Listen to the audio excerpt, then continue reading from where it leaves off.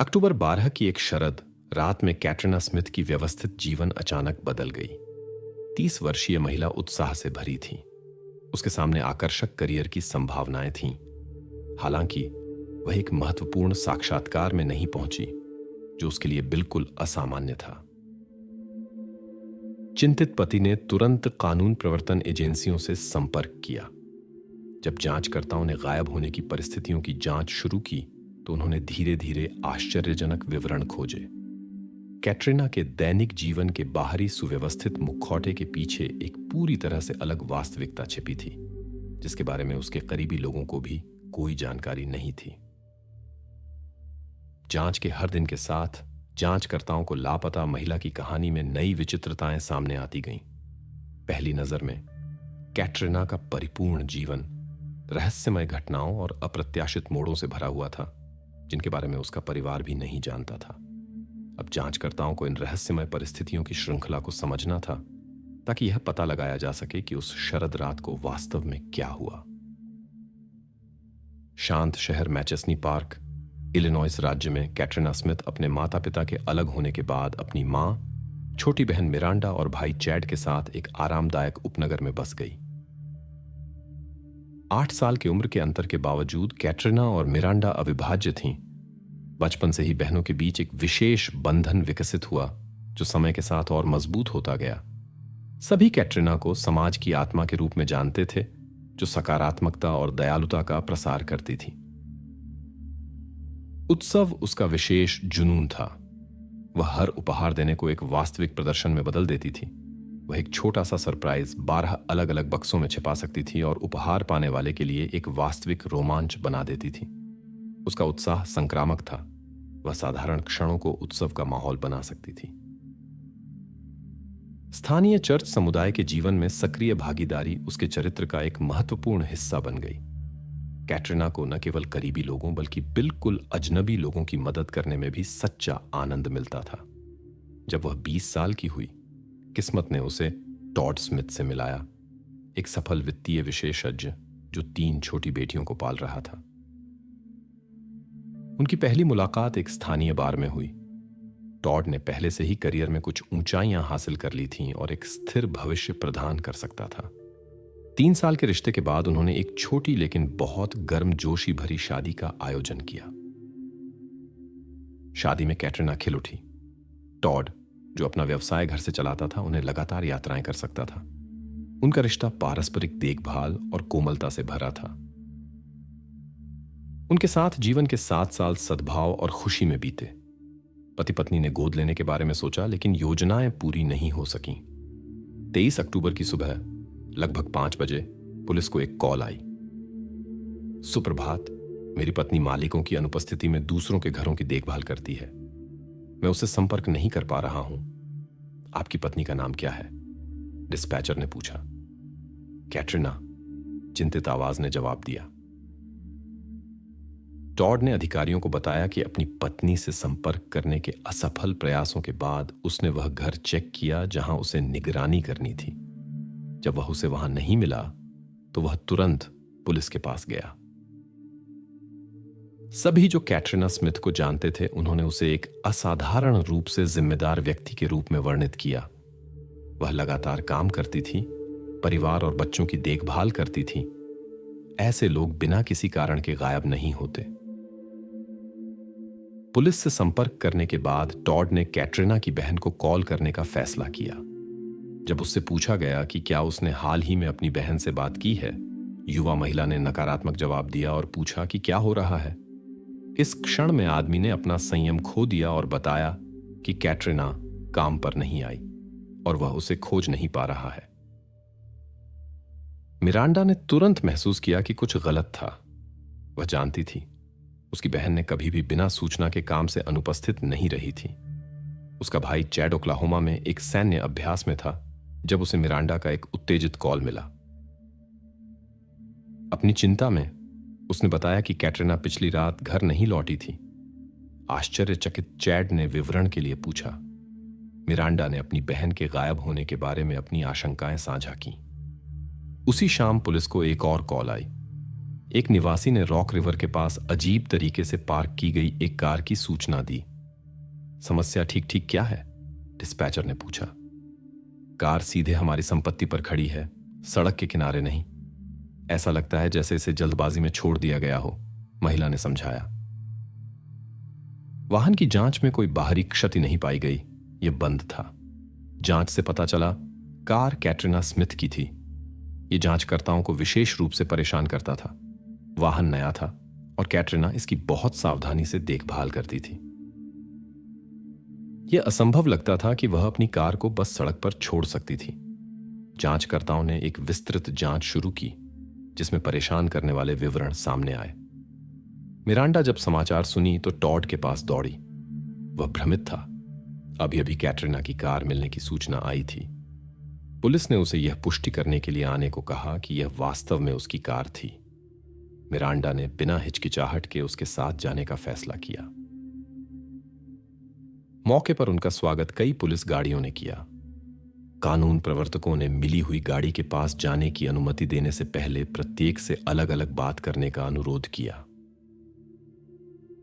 Miranda को याद है कि कैसे उसका दिल रुक गया जब उसने अपनी बहन की कार को देखा जो खाई में चली गई थी। कार के अंदर की जांच में किसी घटना के कोई संकेत नहीं मिले, हालांकि कैटरीना की व्यक्तिगत वस्तुएं गायब थीं। मां को इस बात की कोई व्याख्या नहीं मिली कि कार इस क्षेत्र में क्यों थी। उनकी बेटी इस क्षेत्र में कभी नहीं गई थी। परेशान करने वाले विचारों ने उन्हें सताया। संभवतः कैटरीना को कार में समस्या हुई थी और किसी ने बुरे इरादों से मदद की पेशकश की। 23 अक्टूबर को लगभग 11 बजे जांचकर्ताओं ने टॉड को थाने पर बुलाया ताकि कैटरीना के गायब होने के दिन की घटनाओं का विस्तार से पुनर्निर्माण किया जा सके। उसने बताया कि उसकी पत्नी दोस्तों के घर की देखभाल कर रही थी। 5:30 बजे के करीब वह वॉशिंग मशीन चालू करने के लिए घर गई। अगले दिन कैटरीना का एक साक्षात्कार निर्धारित था, इसलिए वह शाम को नए कपड़े खरीदने के लिए शॉपिंग सेंटर गई। खरीदारी के साथ लौटने के बाद कैटरीना ने कहा कि उसे कुछ और लेना है। जांचकर्ताओं के अनुसार वह 8:30 बजे के करीब दूसरी बार घर से निकली। उसने टॉड को बताया कि वह अपना काम पूरा करने के बाद दोस्तों के घर में रुकेगी। उस क्षण के बाद से किसी ने उसे नहीं देखा।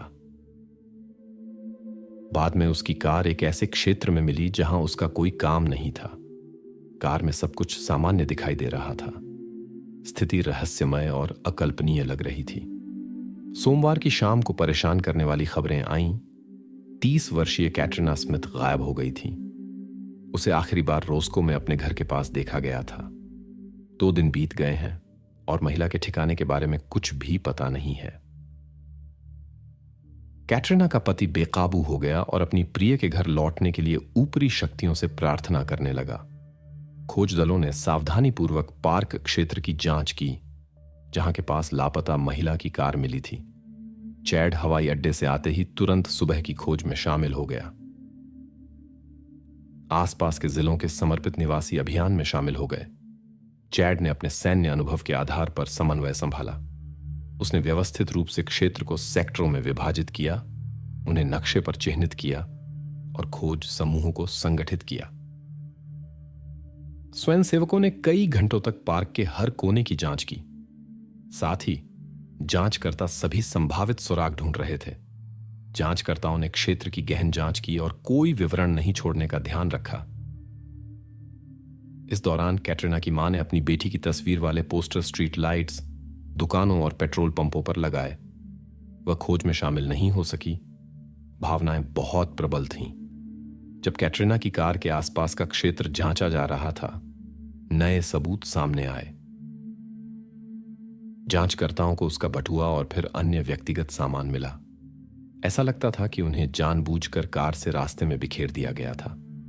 पास में लापता महिला का फोन और कुछ गंदे तौलिए मिले। सभी वस्तुएं तुरंत जांच के लिए भेज दी गईं। इस खोज ने सभी को महिला के भाग्य के बारे में और अधिक चिंतित कर दिया। कैटरीना के परिवार के लिए यह एक विनाशकारी खबर थी। उन्होंने महसूस किया कुछ अपरिवर्तनीय हो गया था। स्थान मैचेस्नी पार्क, इलिनॉइस। यह असहनीय रूप से कठिन है। हम उसके लौटने का इंतजार कर रहे हैं। परिजन कहते हैं। कैटरीना स्मिथ अपने कामों के लिए गई और बिना किसी निशान के गायब हो गई। उसका पति अभी भी विश्वास करता है कि वह मिल जाएगी। उसने कहा था कि वह जल्द लौट आएगी और ये उसके आखिरी शब्द थे। जब विशेषज्ञ सबूतों की जांच कर रहे थे, जांचकर्ता कैटरीना के जीवन की खोज में गहराई से उतर गए। उन्होंने विभिन्न संभावनाओं की जांच की। क्या उसे कोई लत थी? क्या कोई गुप्त प्रेम प्रसंग था?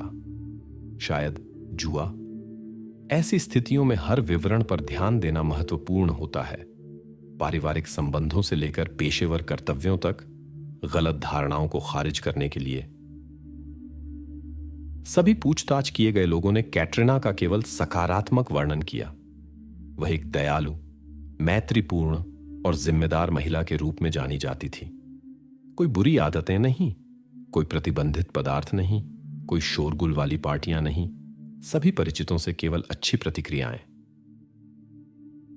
युवा महिला के गायब होने की घटना ने पूरे मैचेस्नी पार्क को हिला दिया। रॉकफोर्ड के उत्तर में एक छोटा शहर, जहां हर कोई एक दूसरे को व्यक्तिगत रूप से जानता है। कैटरीना की कहानी हर किसी की जुबान पर थी। जांचकर्ताओं ने घर घर पूछताछ शुरू की। संभवतः पड़ोसियों में से किसी ने कुछ असामान्य देखा होगा। बटुए और फोन की जांच से कोई परिणाम नहीं निकला।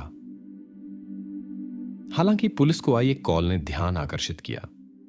देर रात जब कैटरीना गायब हुई, एक महिला उस पुल पर से गुजरी जहां बाद में लापता महिला की कार मिली। पुल पर एक नीली कार खड़ी थी, जो विवरण के अनुसार कैटरीना की कार जैसी लग रही थी। डिक्की खुली थी और उसके बगल में एक व्यक्ति घुटनों के बल बैठा था। गवाह विवरण नहीं पहचान सकी, लेकिन उसे लगा कि वह एक पुरुष था। क्या यह केवल एक सामान्य तकनीकी खराबी थी? जांचकर्ताओं ने उस शाम पुल पर हुई सभी खराबियों की रिपोर्ट की जांच की, लेकिन कुछ नहीं मिला। यह तथ्य कि कैटरीना का वाहन बाद में ठीक इसी पुल पर मिला, जांचकर्ताओं को एक महत्वपूर्ण सुराग मिला। वे आश्वस्त थे कि यह घटनाएं किसी तरह जुड़ी हुई थीं। यह संभावना उभरी कि कैटरीना नदी में जा सकती है। जांच ने महिला के परिवेश की जांच शुरू की। सभी सूक्ष्म निरीक्षण के अधीन आ गए, रिश्तेदारों से लेकर सहकर्मियों तक। गायब होने की शाम के लिए हर व्यक्ति का अलीबी जांचना आवश्यक था। जांचकर्ताओं ने निष्पक्ष रहने का प्रयास किया, यहां तक कि जब कैटरीना के पति टॉड की बात आई। टॉड की बेटियों ने आश्वासन दिया कि उनके पिता और कैटरीना एक आदर्श जोड़ा थे, लेकिन टॉड का खुद का व्यवहार पुलिस के लिए सवाल खड़े करता था। वह उदास दिखता था और लगातार एक वाक्य दोहराता था, मुझे उम्मीद है वह वापस आ जाएगी। सामान्य चिंता के बावजूद टॉड की भावनाएं विशेष रूप से गहरी लगती थीं। हालांकि जांच ने एक अप्रत्याशित मोड़ लिया जब एक पड़ोसी लड़के के बारे में जानकारी सामने आई, जो जैसा कि पता चला कैटरीना के प्रति रोमांटिक भावनाएं रखता था। दोस्तों के बीच कैटरीना ने चर्च से एक अजीब प्रशंसक के बारे में अपनी चिंताएं साझा कीं। युवक ने उसमें असामान्य रुचि दिखाई, जो कभी कभी सीमाएं पार कर जाती थीं। अफवाहों के अनुसार उसे बिना आमंत्रण के उसके घर के पास भी देखा गया। स्थिति ने उसे चिंतित कर दिया। हालांकि युवक ने अपनी पढ़ाई शुरू करने के बाद अपने प्रयास छोड़ दिए थे, जांचकर्ताओं ने इस कहानी के जारी रहने की संभावना को खारिज नहीं किया। कैटरीना का अपने भाई को आखिरी कॉल अनुत्तरित रह गया। बाद में चैड ने एक वॉइस मैसेज खोजा जिसमें उसकी बहन स्पष्ट रूप से उत्तेजित वापस कॉल करने का अनुरोध कर रही थी। ऐसी भावनात्मक अभिव्यक्ति उसके लिए असामान्य थी, जिसने भाई को तुरंत सतर्क कर दिया। जांच के दौरान नए विवरण सामने आए। कैटरीना ने एक करीबी दोस्त को अपनी आशंकाएं बताई थीं कि उसे लग रहा था कि उस पर नजर रखी जा रही है। जब जांचकर्ता युवा प्रशंसक की कहानी की जांच कर रहे थे, कैटरीना के फोन के विश्लेषण ने अप्रत्याशित खोजों की ओर ले गया। मोबाइल डिवाइस सूचनाओं का एक सच्चा खजाना निकला। संदेश, स्थान डेटा, कॉल और मीडिया फाइलें एक पूर्ण चित्र बनाने के लिए एक साथ आ गईं। यह पता चला कि कैटरीना, जो कर्मचारी समन्वयक के रूप में काम करती थी, ऑटो पार्ट्स फैक्ट्री में अपने सहकर्मी गाय गैब्रियल के साथ एक रोमांटिक संबंध में थी। उनकी कहानी काम के बाद एक बार में एक आरामदायक बातचीत से शुरू हुई और जल्द ही एक गहरे बंधन में विकसित हो गई। अंतिम पत्राचार में गाय ने कैटरीना पर अपनी वैवाहिक स्थिति बदलने का दबाव डाला। गाय के अतीत की जांच ने जांचकर्ताओं को उसकी जटिल पारिवारिक पृष्ठभूमि के बारे में परेशान करने वाली जानकारी की ओर ले गई। इसने उसे जांच में एक प्रमुख व्यक्ति बना दिया। अपने बयान में गाय बेहद परेशान और भ्रमित दिखाई दिया। उसने कैटरीना के साथ अपने संबंध की पुष्टि की, लेकिन उसके गायब होने में अपनी निर्दोषता का दावा किया और उस समय अपने काम के समय का हवाला दिया। जब जांचकर्ता गाय के बयानों की जांच कर रहे थे, कैटरीना के परिजन घटित घटनाओं को समझने की कोशिश कर रहे थे। उनके गुप्त संबंध की खबर उनके लिए पूरी तरह से आश्चर्यजनक थी। कैटरीना के गायब होने के बाद से उसकी मां ने दिन चिंताजनक प्रतीक्षा में बिताए। मंदिर उनका एकमात्र सहारा बन गया। वह वहां घंटों बैठती और अपनी बेटी के भाग्य के बारे में ऊपरी शक्तियों से सवाल करती थी। स्थानीय पार्क में कई नागरिक कैटरीना स्मिथ की वापसी के लिए सामूहिक प्रार्थना के लिए एकत्र हुए। मैं उसे बहुत याद करती हूं। मैं उसे फिर से देखना चाहती हूं, किसी भी चीज से ज्यादा, परिजनों ने कहा। समर्थन के लिए आप सभी को धन्यवाद। आप आए इसके लिए। यह आश्चर्यजनक है कि कितने सहानुभूतिपूर्ण दिल हैं। जब छोटे शहर के निवासियों ने टेलीविजन पर कैटरीना के परिवार को देखा, वे उनकी चिंताओं से प्रभावित हो गए। हर कोई खुद को उस स्थिति में रखकर देख रहा था, क्योंकि लापता व्यक्ति की जगह कोई भी महिला हो सकती थी, पत्नी, बहन या बेटी। कैटरीना के निजी जीवन की जांच करते हुए जांचकर्ताओं ने एक अजीब घटना की खोज की, जो उसके गायब होने से 2 सप्ताह पहले हुई थी। दिन के मध्य में एक काली फोक्सवैगन जेटा पार्किंग में आई। एक मास्क पहने व्यक्ति ने कंपनी के कर्मचारियों के सामने कई पर्चे बांटे। कागजों पर कैटरीना और गाय के बीच संबंध के बारे में अपमानजनक टिप्पणियां लिखी थीं। किसी को क्या प्रेरित किया कि वह कैटरीना के कार्यस्थल पर आए और 200 घर पर बनाए गए पर्चे बांटे? दोस्तों ने आश्वासन दिया कि उनके परिचितों में से किसी के पास काली फोक्सवैगन नहीं थी, लेकिन यह स्पष्ट हो गया, महिला पर नजर रखी जा रही थी। कैटरीना ने अपने हेयर स्टाइलिस्ट को अपनी सुरक्षा के बारे में चिंताएं बताईं और सुरक्षा उपाय प्राप्त करने का इरादा व्यक्त किया। उसे लग रहा था कि कोई उसका पीछा कर रहा है, लेकिन इस व्यक्ति की पहचान एक रहस्य बनी रही।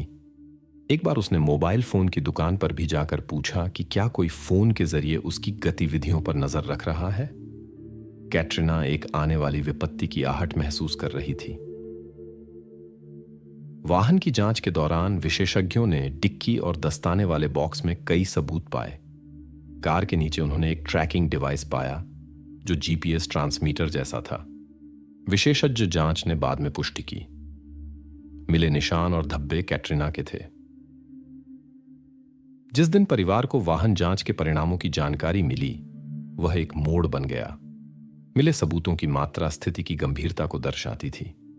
हालांकि कोई सबसे बुरे के बारे में नहीं सोचना चाहता था, भारी विचारों से बचना असंभव था। जांचकर्ताओं ने खोज समूहों के लिए निर्देश बदल दिए। स्वयंसेवकों से विशेष रूप से खुदी हुई मिट्टी और छिपे हुए स्थानों पर ध्यान देने को कहा गया। सभी ने पहचाना, स्थिति मूल रूप से सोची गई से कहीं अधिक गंभीर थी। कानून प्रवर्तन एजेंसियों ने सबूत इकट्ठा करने के लिए खोज के महत्व पर जोर दिया। हर संकेत निर्णायक हो सकता था। कैटरीना के गायब होने के 18 दिन बाद पुलिस को एक महत्वपूर्ण कॉल आई। विनेबागो के निवासियों को एक अप्रत्याशित खोज ने झकझोर दिया। एक स्थानीय फायरमैन जो रॉक रिवर में मछली पकड़ रहा था, ने एक पुराने पेड़ के तने पर कुछ असामान्य देखा।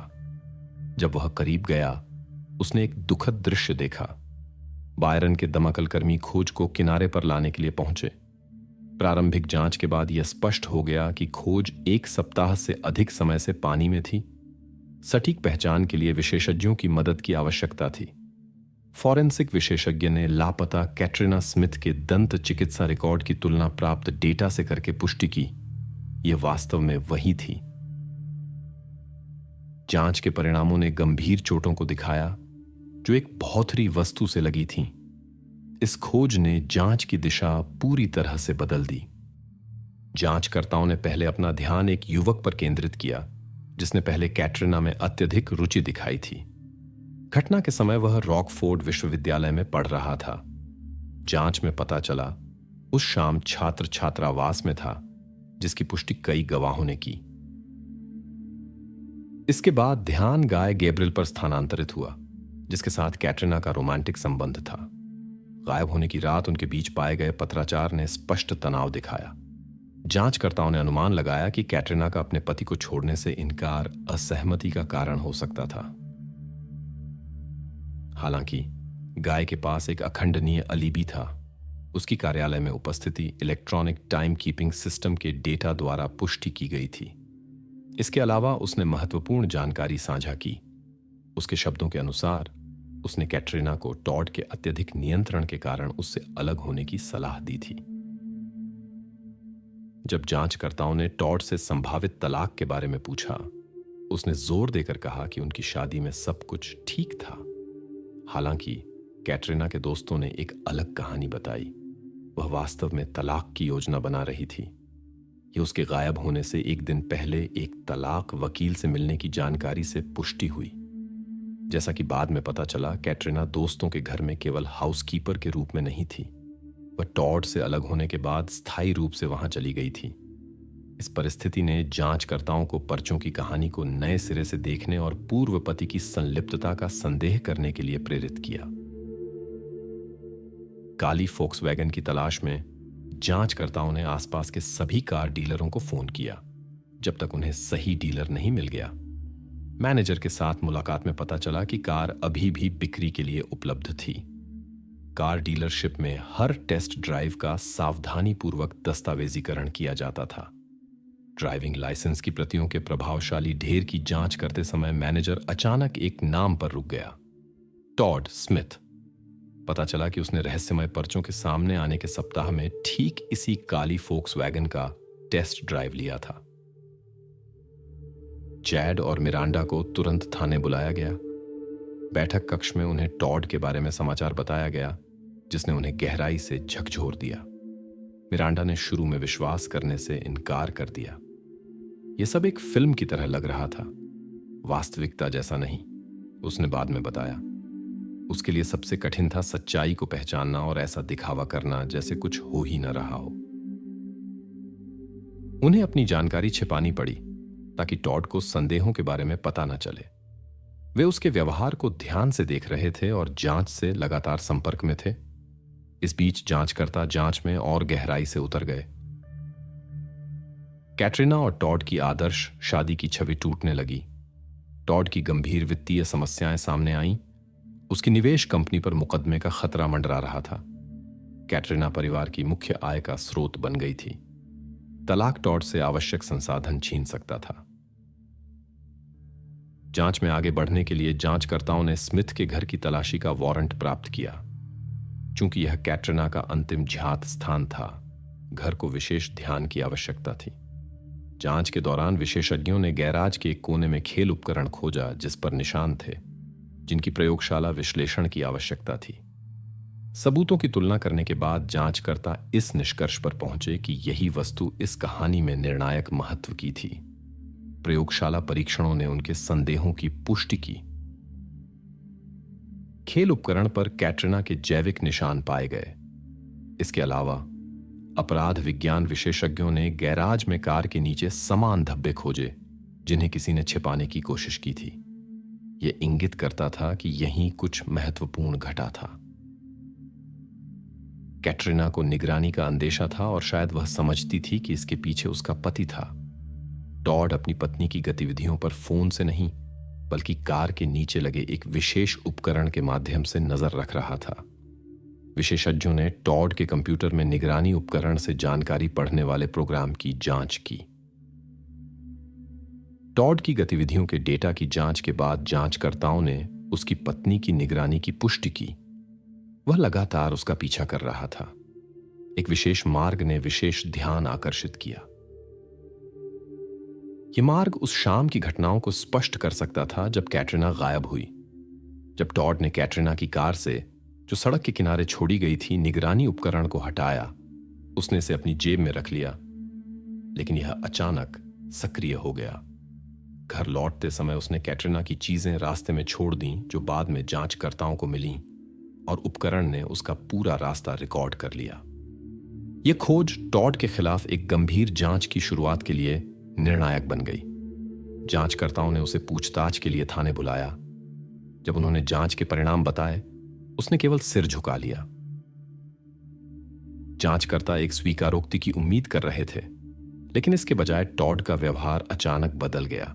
वह अचानक खड़ा हुआ, कुर्सी पीछे धकेली और मांग की, मैं एक वकील से बात करना चाहता हूं। मुझे एक वकील की जरूरत है। इस क्षण जांचकर्ताओं ने अपने सामने एक बिल्कुल अलग व्यक्ति देखा, न कि वह शांत और चुप टॉड जिसे वे पहले जानते थे। अभियोजकों के लिए एकत्रित सबूत निर्णायक कारक बन गए, और वे सभी एक व्यक्ति की ओर इशारा कर रहे थे, टॉड स्मिथ। कैटरीना के संपर्क टूटने के 1 महीने बाद जांचकर्ताओं ने उसके पति को गिरफ्तार कर लिया। महिला के परिजनों ने अंततः महसूस किया कि यह पीड़ादायक समय समाप्त हो रहा था। 11 जनवरी 2017 को मुकदमा शुरू हुआ। अदालती कार्यवाही कैटरीना के परिजनों के लिए कठिन थी। उन्हें पहली बार घटना के कई ऐसे विवरण पता चले जिन्हें वे जानना नहीं चाहते थे। प्रस्तुत की गई कुछ तस्वीरों ने उनके मन पर अमिट छाप छोड़ दी। सुनवाई के दौरान जांचकर्ताओं ने उस भाग्यहीन रात की घटनाओं का पुनर्निर्माण किया। दिन के दौरान कैटरीना एक तलाक वकील से मिली। शाम को वह एक महत्वपूर्ण साक्षात्कार के लिए कपड़े धोने टॉड के पास गई। संभवतः तभी उसने उसे जाने का अपना फैसला बताया। जब कैटरीना बाहर जाने लगी, टॉड अपनी भावनाओं को नियंत्रित नहीं कर सका। उसने गैराज के कोने से एक बल्ला उठाया और अपनी पत्नी को पकड़ लिया। इसके बाद वह कैटरीना की कार को चट्टान की ओर ले गया और घर लौटते समय उसकी व्यक्तिगत चीजें रास्ते में बिखेर दीं। उसे खतरे का अंदेशा था, लेकिन उसे लगा कि वह खुद को बचा सकती है। दुर्भाग्य से ऐसा नहीं हुआ। पूरे वैवाहिक जीवन के दौरान टॉड ने अपनी पत्नी के जीवन को पूरी तरह से नियंत्रित करने की कोशिश की। शादी से लेकर रिश्ता खत्म करने के उसके प्रयास तक। उसका मानना था कि वह केवल तभी उसकी पत्नी नहीं रह सकती जब वह अस्तित्व में न रहे। 2 सप्ताह की सुनवाई के बाद जूरी फैसला लेने के लिए विचार विमर्श में चली गई। संक्षिप्त विचार विमर्श के बाद उन्होंने एक न्याय संगत फैसला सुनाया। टॉड स्मिथ को दोषी पाया गया। इस क्षण कैटरीना के परिजनों ने लंबे समय से प्रतीक्षित राहत महसूस की। उन्होंने समझा कि जिस व्यक्ति ने इतनी जिंदगियां बर्बाद की थीं, उसे उसकी उचित सजा मिलेगी। अदालत ने टॉड स्मिथ को 59 साल की कैद की सजा सुनाई। सर्वश्रेष्ठ दोस्त क्या कर सकती है? ईशल वैन डे वेल्डे का मामला कभी कभी नियमों से परे कुछ नया करने की इच्छा गंभीर परिणामों का कारण बन सकती है। कुछ लोग प्रयोग करने के लिए इतने उत्सुक होते हैं कि वे सब कुछ सावधानी से सोचना भूल जाते हैं। दुर्भाग्यवश, जैसा कि यह कहानी दिखाती है, ऐसी लापरवाही अपरिवर्तनीय परिणाम का कारण बन सकती है। ईशल वैन डे वेल्डे का जन्म 21 जुलाई 1991 को नीदरलैंड के टेर्न्यूजन शहर में हुआ था। वह अपने छोटे भाई के साथ एक कैंपिंग साइट पर बड़ी हुई जो उनके माता पिता की थी। जब ईशेल बहुत छोटी थी, उनके माता पिता अलग हो गए, लेकिन वह दोनों के साथ गर्मजोशी का रिश्ता बनाए रखने में सफल रही। नियति ने ईशेल को पहले दिन से ही परीक्षा में डाल दिया। वह समय से पहले पैदा हुई और कई सप्ताह विशेष उपकरणों से जुड़ी चिकित्सा निगरानी में बिताए। माता पिता बहुत चिंतित थे और जब सब कुछ ठीक हो गया तो बहुत खुश थे। ईशेल की कलात्मक प्रतिभा जल्दी ही सामने आई। उसे चित्रकला का शौक था और समय के साथ उसने प्रभावशाली सफलताएं हासिल की। बाद में ईशेल ने अपने रचनात्मक शौक को पेशे में बदलने का फैसला किया। डिजाइनर बनने के सपने के साथ उसने एम्स्टर्डम के फैशन स्कूल में दाखिला लिया। युवा महिला ने हमेशा अपने परिवार और दोस्तों के लिए ईमानदार देखभाल दिखाई। ईशेल को ध्यान का केंद्र बनना पसंद नहीं था और वह थोड़ी संकोची लगती थी। वह अपने परिचितों का चयन बहुत सावधानी से करती थी। डिजाइन और फैशन में अपनी शिक्षा पूरी करने के बाद ईशेल टेर्न्यूजन से दूर नहीं लगभग 5000 की आबादी वाले छोटे शहर ऑस्टाबर्ग में चली गई। यह स्थानांतरण उसे अपने परिवार के करीब रहने की अनुमति देता था, इसके अलावा शहर अपना खुद का व्यवसाय स्थापित करने के लिए उत्कृष्ट था। यहां ईशेल ने शहर के केंद्र में एक अनुकूल स्थान पर एक दर्जी की दुकान खोली। दर्जी की दुकान में व्यवसाय अच्छा चल रहा था, जिस पर ईशेल को बहुत गर्व था। पहले सामान्य ग्राहक आए, फिर एक पूरे थिएटर समूह ने उससे पोशाकें ऑर्डर की। वह हर परियोजना को वास्तविक उत्साह के साथ करती थी और अपने काम में आनंद पाती थी। इस समय के दौरान ईशेल अपने परिवार से अधिक मिलने लगी। वर्कशॉप के रास्ते में वह नियमित रूप से अपनी दादी से मिलती थी और दिन की शुरुआत एक साथ कॉफी पीने से करती थी। उसका व्यवसाय फल फूल रहा था और वह इसमें अपनी पूरी आत्मा डालती थी। जीवन सर्वोत्तम तरीके से ढल रहा लगता था। 2020 की वसंत ऋतु में ईशेल की वर्कशॉप के बगल में एक नई दुकान खुली। पड़ोसी घर में बेल्जियम से आई एक महिला ने अपनी दुकान खोली। मालकिन सैंड्रा थी, जिसने भवन खरीदा था और इसे अपने अपार्टमेंट से जोड़ दिया था। उसने वहां एक रहस्यमय दुकान स्थापित की, जहां विभिन्न रहस्यमय वस्तुएं बेची जाती थीं। टैरो कार्ड, विशेष मोमबत्तियां और इसी तरह की चीजें। सैंड्रा फेलिक्स नाम के एक आदमी से शादी की थी, जो पिछले रिश्तों से 9 बच्चों को पाल रहा था। ईशेल से परिचय तब हुआ जब वह नई दुकान देखने आई। इसके बाद महिलाएं अक्सर मिलने और करीब आने लगीं। ईशेल के शब्दों के अनुसार उनका रिश्ता एक करीबी दोस्ती में विकसित हुआ। हालांकि उसके रिश्तेदार शुरू से ही सैंड्रा के प्रति संदेहशील थे और उसमें कुछ परेशान करने वाला और असामान्य पाते थे। ईशेल ने इसे अपनी दोस्त के व्यक्तित्व के गुणों और विशेष काम से समझाया, लेकिन परिवार की आशंकाएं सही साबित हुईं। 2020 के अंत में दोनों व्यवसाय महिलाओं के बीच एक गंभीर विवाद उत्पन्न हुआ। इस समय युवा महिला ने पहली बार अपने परिवार को सैंड्रा के साथ तनावपूर्ण संबंधों के बारे में बताया।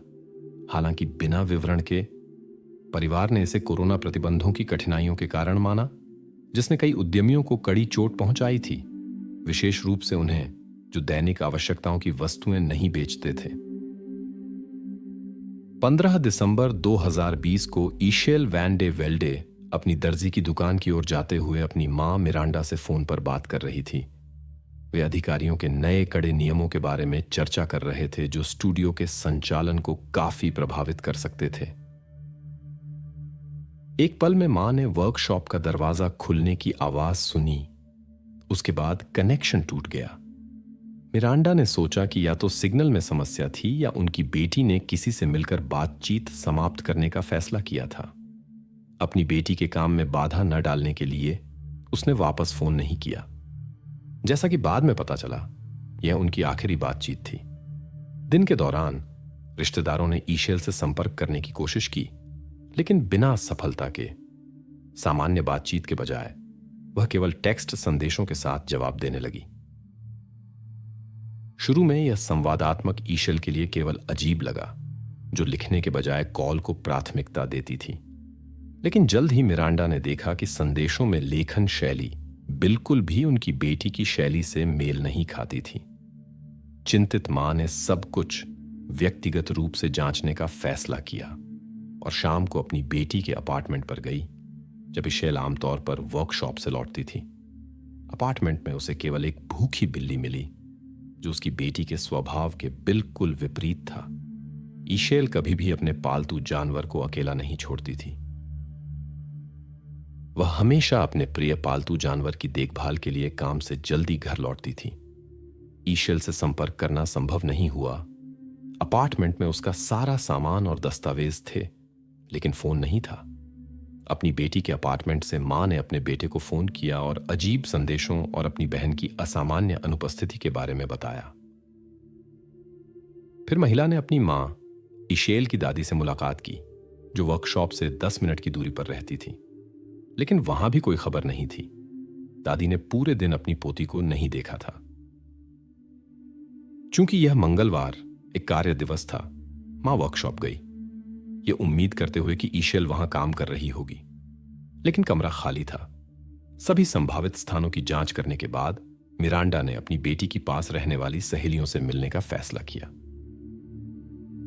उनके आश्चर्य के लिए पता चला कि ईशेल ने उन्हें भी फोन नहीं किया था। इसके बजाय उसने टेक्स्ट संदेश भेजे थे। महिला हैरान थी कि ये संदेश उन संदेशों के समान थे जो उसे खुद मिले थे। संदेश अवैयक्तिक और अस्पष्ट लगते थे। उनमें ईशेल ने अकेले रहने की आवश्यकता के बारे में लिखा कि उसे खुद को खोजने के लिए समय की जरूरत है। उसने बताया कि वह जा रही है बिना यह बताए कि कहां। यह व्यवहार बिल्कुल भी ईशेल के चरित्र के अनुरूप नहीं था। उसकी कई जिम्मेदारियां थीं, बिल्ली, परिवार, काम। उसने कभी भी मानसिक परेशानी के संकेत नहीं दिखाए थे और वह इस तरह अचानक गायब नहीं हो सकती थी। मां ने फिर से अपनी बेटी से संपर्क करने की कोशिश की। उसने ईशेल को एक संदेश भेजा और जवाब मिला। जब मिरांडा ने तुरंत बात करने के लिए कॉल करने का फैसला किया तो उसे कुछ अजीब लगा। पहली कॉल कट गई और बाद की कॉल स्वचालित रूप से वॉइसमेल पर भेज दी गई। इससे उसमें बड़ी चिंता पैदा हुई। अचानक एक फेलिक्स नाम के व्यक्ति ने ईशेल की मां को फोन किया और एक चौंकाने वाला खुलासा किया। पता चला कि उसका उनकी बेटी के साथ गुप्त संबंध था। मां के लिए यह एक झटका था, क्योंकि किसी ने भी ईशेल और शादीशुदा आदमी के बीच किसी संबंध की कल्पना नहीं की थी। फेलिक्स, सैंड्रा का पति, सभी द्वारा केवल एक परिचित के रूप में देखा जाता था, हालांकि उनके अनुसार दोनों कई महीनों से मिल रहे थे। फेलिक्स ने अपनी चिंता साझा की। उसे भी सामान्य कॉल के बजाय अजीब संदेश मिल रहे थे, जैसे अन्य करीबी लोगों को। एक बुरी भावना के साथ उसने ईशेल की मां से कुछ जानने की उम्मीद की, लेकिन वह भी कुछ नहीं जानती थी।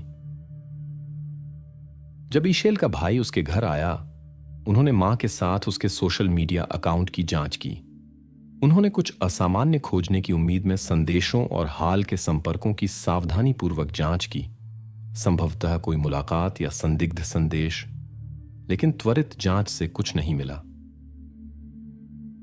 एक पूरे दिन की स्वतंत्र खोज के बाद परिवार ने पुलिस से संपर्क किया। वहां मिरांडा और उसके बेटे को बताया गया कि ईशेल वयस्क होने के नाते बिना किसी जवाबदेही के कहीं भी जाने का अधिकार रखती है।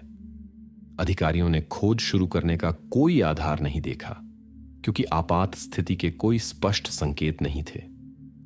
ईशेल के घर और वर्कशॉप की तलाशी के बाद परिजनों को कुछ असामान्य नहीं मिला। किसी ने निगरानी नहीं देखी थी और आसपास के लोगों ने कुछ संदिग्ध नहीं देखा था। हालांकि भाई को विश्वास था, उसकी बहन के फोन से आने वाले संदेश किसी और ने लिखे थे। वह कॉल का जवाब नहीं दे रही थी, जिससे बड़ी चिंता पैदा हुई।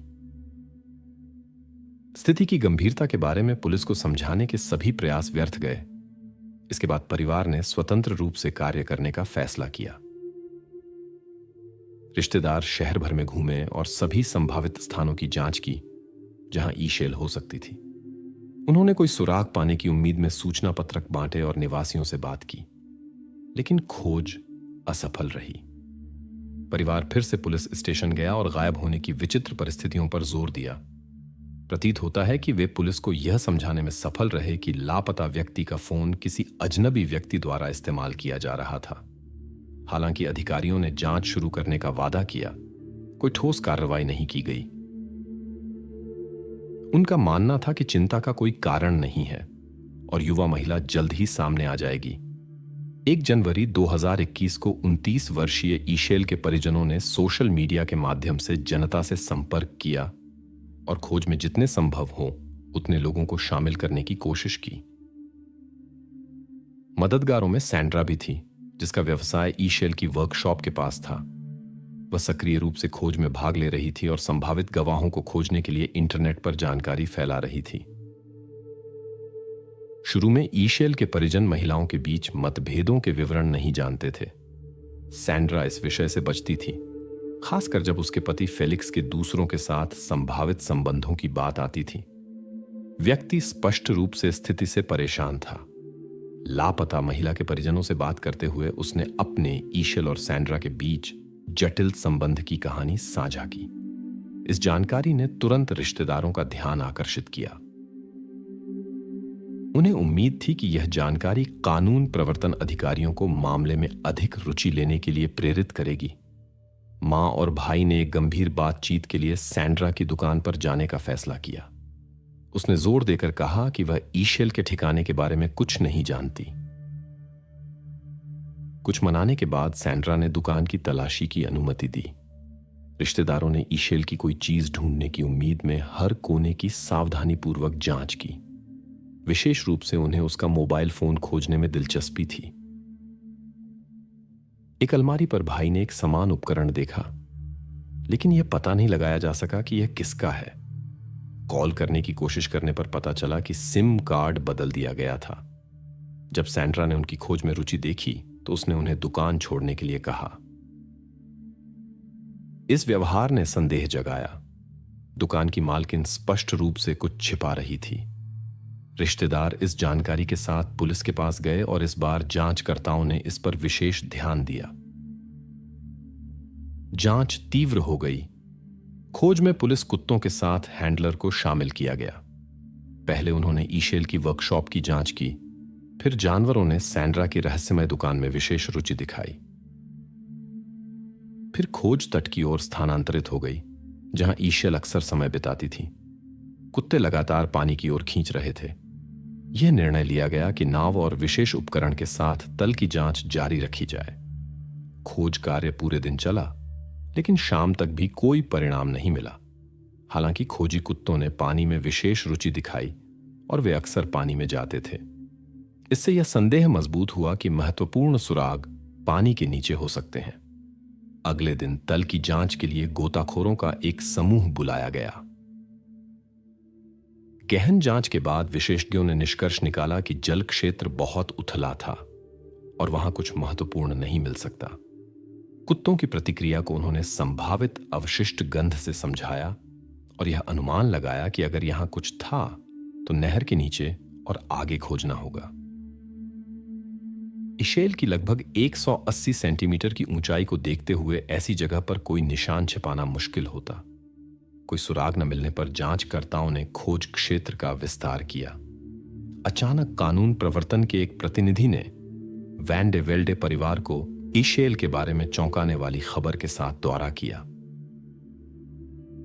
उनके अनुसार युवा महिला को एक रेव पार्टी में गिरफ्तार किया गया था और थाने ले जाया गया था। कथित तौर पर वह भ्रमित अवस्था में थी और आक्रामक व्यवहार दिखा रही थी।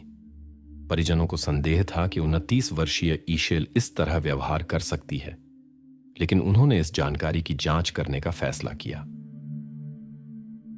आशा की किरण जगी कि लापता महिला जीवित और स्वस्थ है और बस एक असुविधाजनक स्थिति में फंस गई है, लेकिन जल्द ही पता चला कि यह एक गलती थी।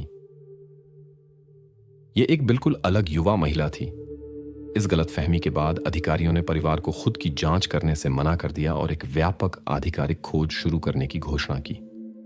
ईशेल वैन डे वेल्डे को आधिकारिक तौर पर लापता व्यक्तियों की सूची में शामिल कर लिया गया।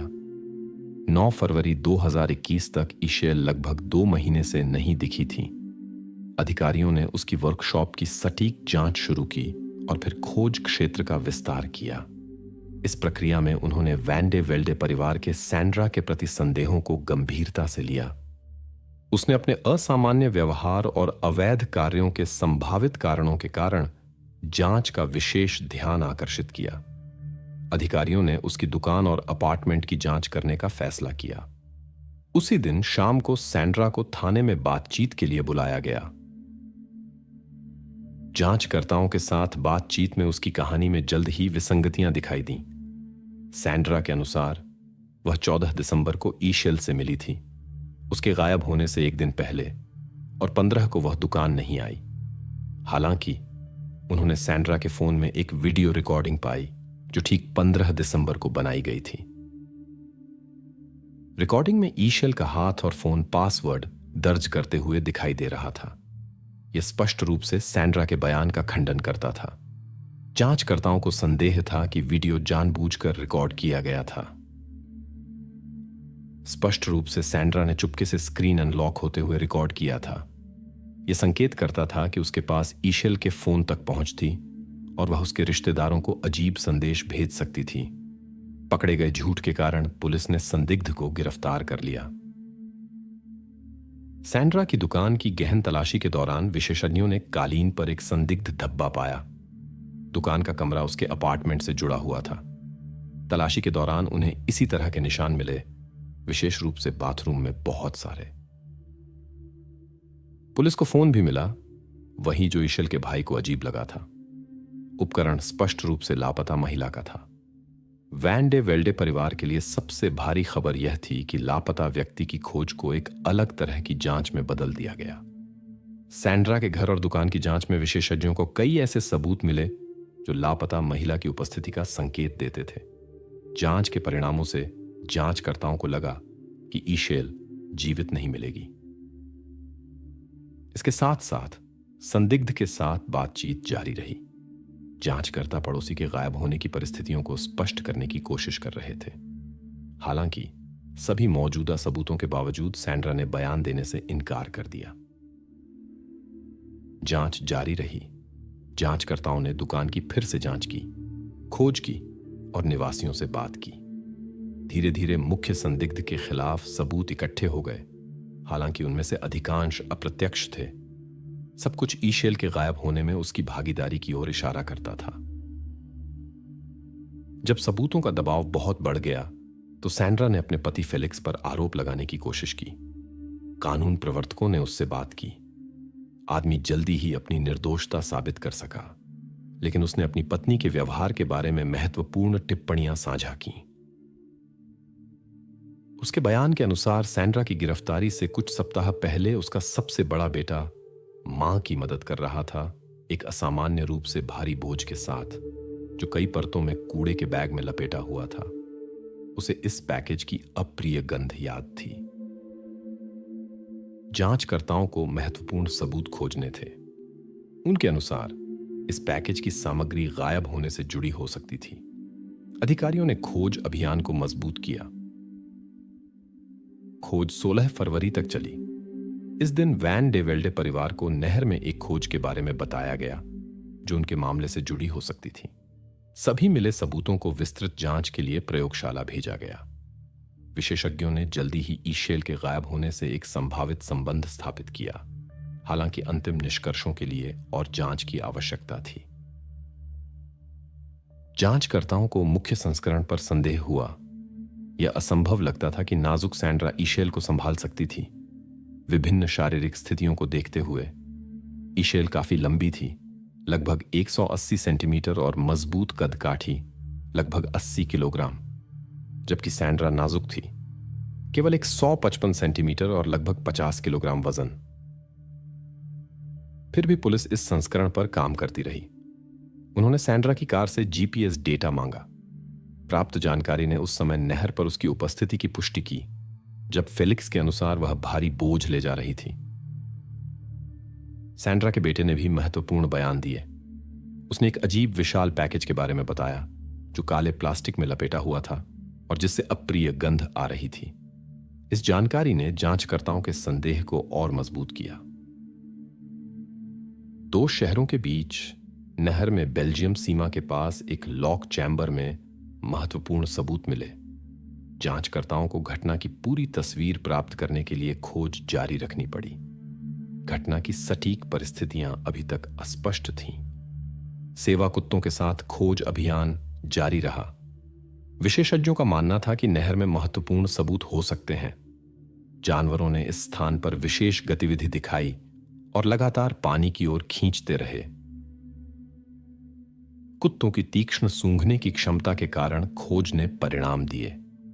कुछ दिनों के भीतर ईशेल वैन डे वेल्डे के मामले से संबंधित सभी आवश्यक सबूत मिल गए। परिवार अब विदाई समारोह आयोजित करने के लिए जांच के परिणामों की प्रतीक्षा कर रहा था। परिजनों के लिए ये घटनाएं एक कठिन परीक्षा थीं। ईशेल के भाई को गंभीर भावनात्मक आघात लगा और उसने 9 महीने पुनर्वास क्लिनिक में बिताए। यह सब क्वारंटीन के दौरान और मुकदमे की प्रतीक्षा में हुआ, जिसने स्थिति को और भी कठिन बना दिया। जांच से पता चला कि घटना के बाद ईशेल कुछ समय तक सैंड्रा की दुकान में रही। बाद में जब कोई वहां नहीं था तो सैंड्रा ने अपने अपार्टमेंट में सबूत मिटाने का फैसला किया। मुख्य संदिग्ध ने शुरू में किसी भी भागीदारी से इनकार किया। उसके बयान विरोधाभासी थे और कई बार बदले। शुरू में जांचकर्ता विभिन्न सिद्धांतों का पालन कर रहे थे। सैंड्रा ने बताया कि ईशेल 15 दिसंबर की सुबह काम पर आई। वह तुरंत पड़ोसी के पास फेलिक्स के साथ स्थिति पर चर्चा करने गई। सैंड्रा ने दावा किया कि ईशेल उसका परिवार नष्ट करने की कोशिश कर रही थी। उसके शब्दों के अनुसार बातचीत विवाद में बदल गई। झगड़े के दौरान कथित तौर पर ईशेल गलती से रसोई के रेडिएटर से टकरा गई। सैंड्रा ने जोर देकर कहा कि वह घबरा गई और जो हुआ उसे छिपाने का फैसला किया। परिणामों के डर से उसने बाद में सब कुछ शहर से बाहर ले गई। हालांकि जांचकर्ताओं को इस संस्करण की विश्वसनीयता पर संदेह था। जांचकर्ताओं ने निष्कर्ष निकाला कि घटना सावधानीपूर्वक योजनाबद्ध थी और रोमांटिक भावनाएं कारण थीं। विशेष रूप से सैंड्रा ने पहले से ही अपनी परिचित के फोन का कोड प्राप्त कर लिया था ताकि बाद में संदेश भेजने के लिए इसका उपयोग किया जा सके। उसने इस क्षण का एक वीडियो भी बनाया था जो बाद में एक महत्वपूर्ण सबूत बन गया। बाद में पड़ोसियों ने सूचना दी कि उन्होंने सैंड्रा की दुकान से अजीब आवाजें और महिला के रोने की आवाज सुनी थी। अब यह स्पष्ट हो गया कि वे संभवतः ईशेल के अंतिम क्षणों के गवाह रहे होंगे। अदालती सुनवाई की तैयारी में काफी समय लगा और सुनवाई नवंबर 2022 तक स्थगित कर दी गई। अदालती कार्यवाही 2 दिन चली। सैंड्रा ने सवालों का जवाब अनिश्चित रूप से दिया। अक्सर चुप रही या कहा कि वह कुछ नहीं जानती। जांच के दौरान उसने अपने बयान 3 बार बदले और हर बार एक पूरी तरह से अलग कहानी सुनाई। अंत में उसने वह साझा करने का फैसला किया जिसे वह सत्य कहती थी। सैंड्रा ने ईशेल के गायब होने में अपनी भागीदारी स्वीकार की, लेकिन जोर दिया कि यह एक दुर्घटना थी। जैसा कि जांचकर्ताओं ने अनुमान लगाया था, कारण फेलिक्स को लेकर विवाद था। परिजन उनकी भावनाओं के बारे में जानते थे, जो घटना से बहुत पहले उत्पन्न हुई थीं, लेकिन उन्हें शादीशुदा आदमी के साथ प्रेम संबंध और इसके परिणामों का अंदाजा नहीं था। ईशेल एक संकोची व्यक्ति थी और अपनी निजी जिंदगी के विवरण साझा करने में हिचकिचाती थी। स्पष्ट था कि कुछ उसे परेशान कर रहा था, लेकिन वह अपनी समस्याओं को खुद हल करना पसंद करती थी। सैंड्रा के अनुसार वे जल्दी ही अच्छी तरह से समझ गए और ईशेल उनके दोस्तों के समूह का हिस्सा बन गई। समय के साथ ईशेल और फेलिक्स, सैंड्रा के पति के बीच एक विशेष संबंध विकसित हुआ। जब सैंड्रा को उनके संबंध के बारे में पता चला तो वह क्रोधित हो गई। उसने जोर दिया कि यह संबंध समाप्त होना चाहिए। 15 दिसंबर को ईशेल ने फेलिक्स के साथ स्थिति पर फिर से चर्चा करने का फैसला किया। बातचीत शुरू से ही योजना के अनुसार नहीं चली। सैंड्रा के अनुसार एक छोटी झड़प हुई। ईशेल ने उसे धक्का दिया, जिससे सैंड्रा गिर गई। क्रोध के आवेश में वह उठी और ईशेल को धक्का दिया, जो उसके संस्करण के अनुसार दुर्भाग्यवश हीटर के पास गिर गई। जबकि कहानी की शुरुआत विश्वसनीय लगती थी, दुर्घटना के बारे में अंतिम भाग ने जांचकर्ताओं में संदेह जगाया। अभियोजन पक्ष का संस्करण घटनाओं के एक अलग क्रम का अनुमान लगाता था, जिसमें एक वस्तु का उपयोग किया गया था। इसके अलावा यह सैंड्रा का घटनाओं का चौथा संस्करण था, जिसने उसकी विश्वसनीयता को कम कर दिया। बचाव पक्ष ने यह जोर देने की कोशिश की कि सैंड्रा शारीरिक रूप से ईशेल से कमजोर थी और एक टकराव में जीत नहीं सकती थी। हालांकि महत्वपूर्ण सबूतों की कमी ने इन दावों की जांच को मुश्किल बना दिया। सुनवाई में एक महत्वपूर्ण गवाह ने गवाही दी, जिसने 15 दिसंबर को ईशेल की वर्कशॉप का दौरा किया था। ग्राहक के लिए आश्चर्यजनक रूप से मुख्य कर्मचारी की जगह सैंड्रा प्रकट हुई। उसने ग्राहक को मंगाया गया सामान दिया। इस क्षण में महिला ने चेंजिंग रूम की दिशा से अजीब आवाजें सुनी। इसने उसका ध्यान आकर्षित किया। सैंड्रा ने माफी मांगी, थोड़ी देर के लिए चली गई और जब वह लौटी तो कोई अजीब आवाज नहीं थी। हालांकि और भी अधिक असामान्य यह था कि सैंड्रा ने अचानक अजनबी ग्राहक के साथ अजीब विचार साझा करने लगी। वह अचानक यह कहने लगी कि वह कैद के बारे में सोच रही है, क्योंकि वह दूसरों के प्रति अपने कार्यों से डरती है। यह बयान इतना अनुचित लगा कि आगंतुक ने इसे बस नजरअंदाज कर दिया और दुकान छोड़ दी। बाद में ईशेल के हाथ का एक वीडियो जांच के लिए एक महत्वपूर्ण सबूत बन गया। यह पता चला कि सैंड्रा ने फोन तक पहुंच प्राप्त करने के लिए यह वीडियो चुपके से रिकॉर्ड किया था। जांचकर्ताओं ने निष्कर्ष निकाला कि घटना पहले से योजनाबद्ध थी।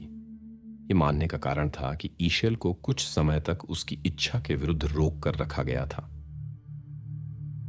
मिले हुए सबूतों से पता चला कि उसकी गतिविधियों को सीमित किया गया था, संभवतः एक कुर्सी का उपयोग करके। सबूतों की स्थिति घटना के सभी विवरणों का पूर्ण पुनर्निर्माण नहीं करने देती थी। विशेषज्ञों ने इस बात के संकेत पाए कि ईशेल पर गला घोंटने की तकनीक का प्रयोग किया गया था। जांचकर्ताओं की राय में सैंड्रा ने इस तरह अपनी योजना को अंजाम दिया, हालांकि सिर की चोट के बाद भी ईशेल में जीवन के लक्षण थे। सैंड्रा, एक मध्यम आयु की महिला, को पहली श्रेणी की घटना का दोषी पाया गया। उसे 18 साल की जेल की सजा सुनाई गई। इसके अतिरिक्त उसे ईशेल के परिवार को 2 लाख यूरो मुआवजे के रूप में देने होंगे। हालांकि अभियुक्त ने तुरंत न्यायालय के फैसले से अपनी असंतुष्टि व्यक्त की और सर्वोच्च न्यायालय में अपील करने की घोषणा की। यह खबर ईशेल के परिजनों को बहुत परेशान कर गई, क्योंकि उन्हें संभवतः अदालत में फिर से अभियुक्त का सामना करना पड़ सकता है। ईशेल के भाई ने उन लोगों को विशेष तरीके से धन्यवाद देने का फैसला किया जिन्होंने उसकी बहन की खोज में मदद की थी। उसने एक खोजी कुत्ता लिया और उसे खोज अभियानों के लिए प्रशिक्षित करने की योजना बनाई। कहानियां जो हमें हिलाकर रख देती हैं, अक्सर और भी परेशान करने वाली परिस्थितियों को छिपाती हैं, और यह मामला मानव प्रकृति के उन अंधेरे पहलुओं को उजागर करता है जिनके बारे में कई लोग कुछ भी नहीं जानना चाहेंगे। कहानी के केंद्र में ऐसी घटनाएं हैं जो हमें सोचने पर मजबूर करती हैं कि जब लोग सीमाएं पार करते हैं तो वे किस हद तक जा सकते हैं। अगस्त 1999 में इटली की राजधानी में पामेला मास्त्रोपित्रो का जन्म हुआ। स्कूल के पहले दिनों से ही पामेला एक असामान्य विशेषता के लिए जानी जाती थी। वह दूसरों के प्रति बहुत खुली और विश्वसनीय थी। इससे साथियों के साथ उसका व्यवहार मुश्किल हो गया। स्थिति परिवार की उभरती समस्याओं से और जटिल हो गई, जिसने उसे गंभीर रूप से प्रभावित किया। धीरे धीरे उसका व्यवहार और भी असामान्य होता गया। अपनी प्राकृतिक बुद्धि के बावजूद उसका प्रदर्शन गिरने लगा। उसकी भावनात्मक स्थिति अस्थिर थी, जिससे सहपाठियों के साथ संपर्क और भी मुश्किल हो गया। वयस्क होने ने पामेला को नई परीक्षाएं दी। उसका आत्मविश्वास बुरी तरह हिल गया। डॉक्टरों ने उसमें बॉर्डरलाइन पर्सनैलिटी डिसऑर्डर का निदान किया। आत्मस्वीकृति की खोज में वह समस्याग्रस्त समाज में पड़ गई, जहां उसने प्रतिबंधित पदार्थों से परिचय किया। उनके प्रभाव में वह अधिक मुक्त महसूस करती थी और अपने डर भूल जाती थी। माता पिता अपनी बेटी की मदद करना चाहते थे, लेकिन उन्हें काम में बहुत समय देना पड़ता था। स्थिति बिगड़ गई, लेकिन कुछ समय के लिए परिवार इस समस्या से निपटने में कामयाब रहा। 20 वर्षीय रोमानियाई से परिचय ने सब कुछ फिर से शुरुआती बिंदु पर ला दिया। यह रिश्ता शुरू से ही चिंता का कारण बना। पामेला ने अपने नए दोस्त को परिवार से छिपाया, अक्सर घर पर नहीं रहती थी। फिर से पदार्थों के सेवन के संकेत दिखाई देने लगे। वह अपने रिश्तेदारों की सलाह को नजरअंदाज करती थी। उसका साथी उसके साथ इस हानिकारक आदत में शामिल था, लेकिन कुछ महीनों के बाद गायब हो गया और पामेला को अपनी लत के साथ अकेला छोड़ दिया। जब स्थिति गंभीर हो गई तो माता पिता ने निर्णायक कदम उठाए। अक्टूबर 2017 में 18 वर्षीय पामेला ने मासेराता के पुनर्वास केंद्र में 3 महीने का इलाज शुरू किया। उसके माता पिता एलेसांद्रा वेरनी और स्टेफानो सभ्य लोग थे। उनकी बेटी की समस्याएं उनके लिए एक गंभीर झटका थीं। उन्हें विश्वास था कि पुनर्वास के बाद पामेला एक सामान्य जीवन में लौट आएगी। रिश्तेदारों ने माना कि केंद्र में मरीजों की 24 घंटे निगरानी होती है और प्रतिबंधित पदार्थों तक कोई पहुंच नहीं है। वास्तविकता अलग थी। वह कर्फ्यू के बाद भी केंद्र को स्वतंत्र रूप से छोड़ सकती थी। हालांकि पामेला ने खुद कहा कि उसे वास्तव में सुधार महसूस हुआ। समान समस्याओं वाले लोगों के साथ बातचीत ने उसे समझ और समर्थन पाने में मदद की। 31 जनवरी 2018 को मीडिया में प्रकाशित 18 वर्षीय पामेला मास्त्रोपित्रो की तस्वीरों ने युवा महिला के अनपेक्षित गायब होने पर सार्वजनिक ध्यान आकर्षित किया। इस समय पामेला एक पुनर्वास कार्यक्रम के अंतिम चरण में थी। उसने केंद्र के कर्मचारियों और अन्य मरीजों के साथ अच्छा संबंध बनाया था। चिंतित माता पिता के संपर्क करने के बाद जांचकर्ताओं ने सबसे पहले उनसे पूछताछ की। उनके साथ बातचीत ने उसके जीवन की एक जटिल तस्वीर बनाने में मदद की। पता चला कि हाल ही में उसकी लत बढ़ गई थी। सभी प्रयासों के बावजूद कार्यक्रम वांछित परिणाम नहीं दे रहा था। माता पिता ने खोज में मदद के लिए कई टेलीविजन चैनलों से संपर्क किया। उन्होंने सभी सहानुभूति रखने वालों से मदद की गुहार लगाई और किसी भी उपयोगी जानकारी के लिए इनाम का वादा किया। सार्वजनिक चिंता बढ़ गई, खासकर जब जांचकर्ता रिपोर्ट के 2 दिन बाद भी पामेला का पता नहीं लगा सके। स्थिति तब बदली जब एक राहगीर ने पुलिस से संपर्क किया, जिसने मासेराता से कुछ किलोमीटर दूर 2 संदिग्ध सूटकेस खोजे थे, जहां युवा महिला रहती थी। औद्योगिक क्षेत्र की एक खाई में मिले सूटकेस असामान्य गंध के कारण संदेह पैदा कर रहे थे। पहुंचे जांचकर्ताओं ने उनमें कुछ ऐसा पाया जिससे उन्हें तुरंत जांच शुरू करनी पड़ी। विश्लेषण ने पुष्टि की, एक सूटकेस पामेला का था और दूसरे में वह खुद थी। माता पिता ने रेडियो पर खबर सुनी, लेकिन शाम को जांचकर्ता उनके पास आने तक घटना की वास्तविकता पर विश्वास नहीं कर सके। खासकर मां ने खबर को बहुत मुश्किल से स्वीकार किया। उसे हमेशा विश्वास था कि उसकी बेटी अपनी समस्याओं को दूर कर सकती है। वह पामेला के लिए एक उज्जवल भविष्य का सपना देखती थी। अब ये उम्मीदें पूरी नहीं होंगी। जांच से पता चला कि युवा महिला ने अंतिम दिन पुनर्वास केंद्र में बिताए थे, जहां वह कार्यक्रम के एक और चरण को पूरा करने की तैयारी कर रही थी। जांचकर्ता तुरंत वहां गए। जानकारों के अनुसार उसने केंद्र में किसी से मिलने का समय तय किया था और जाना चाहती थी। जांचकर्ताओं ने निगरानी रिकॉर्डिंग का विश्लेषण करना शुरू किया। पता चला कि वह वास्तव में शाम को केंद्र के परिसर से निकल गई थी। पामेला एक सूटकेस के साथ चली गई, संभवतः वापस न लौटने के इरादे से। किसी ने उसे रोकने की कोशिश नहीं की। युवा महिला निकटतम रेलवे स्टेशन की ओर चल पड़ी। कैमरों ने रिकॉर्ड किया कि वह एक स्थानीय टैक्सी चालक की कार में बैठी। जांच के दौरान पुलिस को पहला ड्राइवर मिल गया, पड़ोसी शहर का 45 वर्षीय व्यक्ति। उसने बताया कि वह पामेला को स्टेशन ले गया था, जहां वह रोम की ट्रेन छूट गई। उसके अनुसार वह अगली ट्रेन का इंतजार करने की योजना बना रही थी।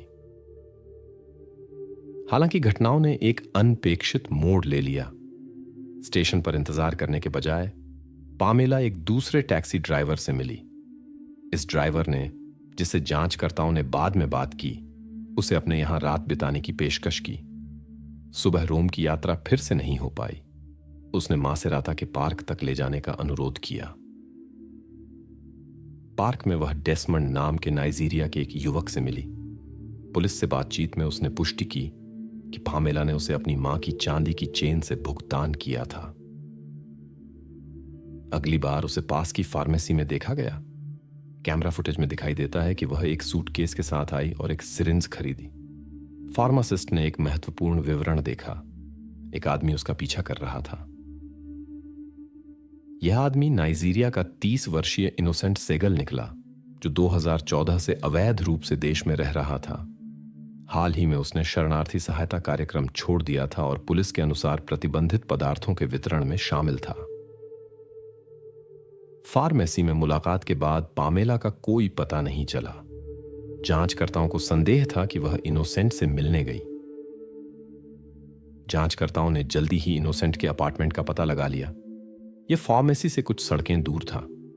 जब कैराबिनीरी वहां पहुंचे, निवासी घर पर नहीं था। विशेष उपकरणों के साथ परिसर की बात की जांच में एक घटना के निशान और पामेला के समान कपड़े मिले। अधिकारियों के अनुसार जब युवक का अनियंत्रित व्यवहार का एपिसोड हुआ, तब दोनों पदार्थों के प्रभाव में थे। चिकित्सा जांच से पता चला कि घरेलू रसायनों से सबूत छिपाने के प्रयास किए गए। निशानों की स्थिति ने घटना की सटीक परिस्थितियों का पता लगाना मुश्किल बना दिया। इनोसेंट ने एक गंभीर गलती की। सूटकेस के साथ उसकी कार्रवाई पड़ोसी इमारत के निगरानी कैमरों द्वारा रिकॉर्ड की गई। पता चला कि वह अकेला नहीं था। एक जाना माना टैक्सी ड्राइवर उसे वहां ले गया। इससे शामिल लोगों का दायरा बढ़ गया। जल्द ही 2 और लोगों को गिरफ्तार किया गया, डेसमंड लकी और लाखिया वैलम। दोनों उस वाहन में थे जिससे इनोसेंट सिगेल सूटकेस ले जा रहा था, लेकिन उन्होंने सामान की सामग्री से किसी भी संबंध से इनकार किया। इनोसेंट को खुद अपेक्षाकृत जल्दी ढूंढ लिया गया और गिरफ्तार कर लिया गया कुछ घंटों के बाद। अपनी गिरफ्तारी के बाद से उसने पामेला के खिलाफ जानबूझकर की गई कार्रवाइयों से इनकार किया। उसके अनुसार युवा महिला प्रतिबंधित पदार्थों की ओवरडोज का शिकार हो गई और उसने कानूनी समस्याओं और निर्वासन के डर से घटना को छिपाने का फैसला किया। इसके लिए उसने सूटकेस वाला तरीका चुना जो उसे सबसे कम संदिग्ध लगा। कानून प्रवर्तन एजेंसियों ने इस संस्करण की सत्यता पर संदेह किया। मासेराता में सार्वजनिक आक्रोश की लहर उठी। पामेला मास्त्रोपित्रो की घटना ने निवासियों की विदेशियों के प्रति असंतोष का विस्फोट किया। इस माहौल ने, जैसा माना जाता है, 5 दिन बाद शहर में एक घटना को प्रेरित किया। लूका त्राइनी ने कार चलाते हुए प्रवासियों की एक बस पर गोली चलाई और इटली जिंदाबाद चिल्लाया। कई लोगों ने लूका के कार्य को पामेला का बदला लेने की इच्छा से जोड़ा और उसने इसकी पुष्टि की। फैलती अफवाहों ने स्थिति को और बिगाड़ दिया। समाज विभाजित हो गया। कुछ शरणार्थियों का समर्थन करते थे, अन्य उन्हें देश से निष्कासित करने की मांग करते थे। लूका ने स्वीकार किया कि वह मूल रूप से इनोसेंट सिगेल के खिलाफ मुकदमे के दौरान कार्रवाई करने की योजना बना रहा था। हालांकि वह अपनी भावनाओं से अभिभूत हो गया और अपना गुस्सा यादृच्छिक लोगों पर निकाला। शहर में पामेला के परिवार के साथ लूका के परिचय के बारे में अफवाहें फैल रही थीं, लेकिन यह जानकारी पुष्टि नहीं हुई। वह न तो युवा महिला को जानता था और न ही उसके रिश्तेदारों को। उसने बस समाचारों को बहुत भावनात्मक रूप से लिया। लूका की कार्रवाइयों ने कई चर्चाएं छेड़ दी और उनका राजनीतिक उद्देश्यों के लिए इस्तेमाल किया गया। कई इतालवी केंद्र दक्षिण के राजनेताओं ने बार बार इन घटनाओं का उल्लेख किया और अवैध प्रवास से लड़ने के विचारों को बढ़ावा दिया। कुछ लोग इस लहर पर अपनी राजनीतिक स्थिति सुधारने में सफल रहे। मीडिया ने सक्रिय रूप से घटनाओं की रिपोर्ट की और घटनाओं के विभिन्न संस्करण प्रसारित किए। पामेला की कहानी और उसके बाद की घटनाओं ने पूरे देश का ध्यान आकर्षित किया। वसंत 2018 में रोम ने पामेला को अलविदा कहा। समारोह में कई प्रभावित नागरिक एकत्र हुए, जिसमें पूरा नाइजीरियाई समुदाय और शहर के कार्यवाहक मेयर शामिल थे। सभी उपस्थित लोगों ने घटना पर गहरी संवेदना व्यक्त की। अपनी अवैध कार्रवाइयों के लिए लूका त्राइनी को एक त्वरित कार्यवाही में अदालत में जवाब देना पड़ा। 1.5 साल बाद 3 अक्टूबर 2018 को जूरी ने अपना फैसला सुनाया। व्यक्ति को नफरत के अपराधों और प्रतिबंधित हथियारों के कब्जे का दोषी पाया गया और 12 साल की जेल की सजा सुनाई गई। इनोसेंट सीगल ने मुकदमे को ध्यान से देखा। प्रवासियों की बस की घटना के बाद दोषी ने पामेला के परिवार से संपर्क किया और घटना पर अपना खेद व्यक्त किया। उसने प्रतिबंधित पदार्थों के वितरण में किसी भी भागीदारी से इनकार किया और दावा किया कि वह प्रवासियों की आपराधिक गतिविधियों के बारे में पूर्वाग्रहों का शिकार हो गया था। हालांकि तथ्य इसके विपरीत थे। इनोसेंट लंबे समय से ऐसी गतिविधियों में शामिल था। स्थिति तब और बिगड़ गई जब मीडिया में सनसनीखेज हेडलाइंस प्रकाशित हुईं जो पामेला की घटना में नाइजीरियाई नागरिकों के एक समूह की कथित भागीदारी को वूडू अनुष्ठानों से जोड़ती थीं। अविश्वसनीय विवरण प्रकाशित किए गए जो वास्तविकता से कोई संबंध नहीं रखते थे। पामेला के परिवार को गलत सूचनाओं का खंडन करने के लिए बड़े प्रयास करने पड़े। उन्होंने अपनी बेटी के बॉर्डरलाइन पर्सनैलिटी डिसऑर्डर के बारे में बताया, जिसके कारण वह हमेशा अपने व्यवहार को नियंत्रित नहीं कर सकती थी। सोशल नेटवर्क पर वह अक्सर अपनी लत को दूर करने की इच्छा के बारे में लिखती थी, जब वास्तविक जीवन कल्पनाओं से अधिक जीवंत हो जाएगा। जांच से पता चला कि पामेला ने कई बार प्रतिबंधित पदार्थों की खोज में पुनर्वास केंद्र छोड़ा, जो रोगियों के लिए एक सामान्य व्यवहार था। मीडिया का हंगामा कानून प्रवर्तन एजेंसियों के काम को काफी कठिन बना रहा था। इनोसेंट के घर से मिले सबूतों की जांच ने पुष्टि की कि वे पामेला से संबंधित थे। शुरू में इनोसेंट ने किसी भी अवैध कार्रवाई से इनकार किया और दावा किया कि युवा महिला ओवरडोज का शिकार हो गई।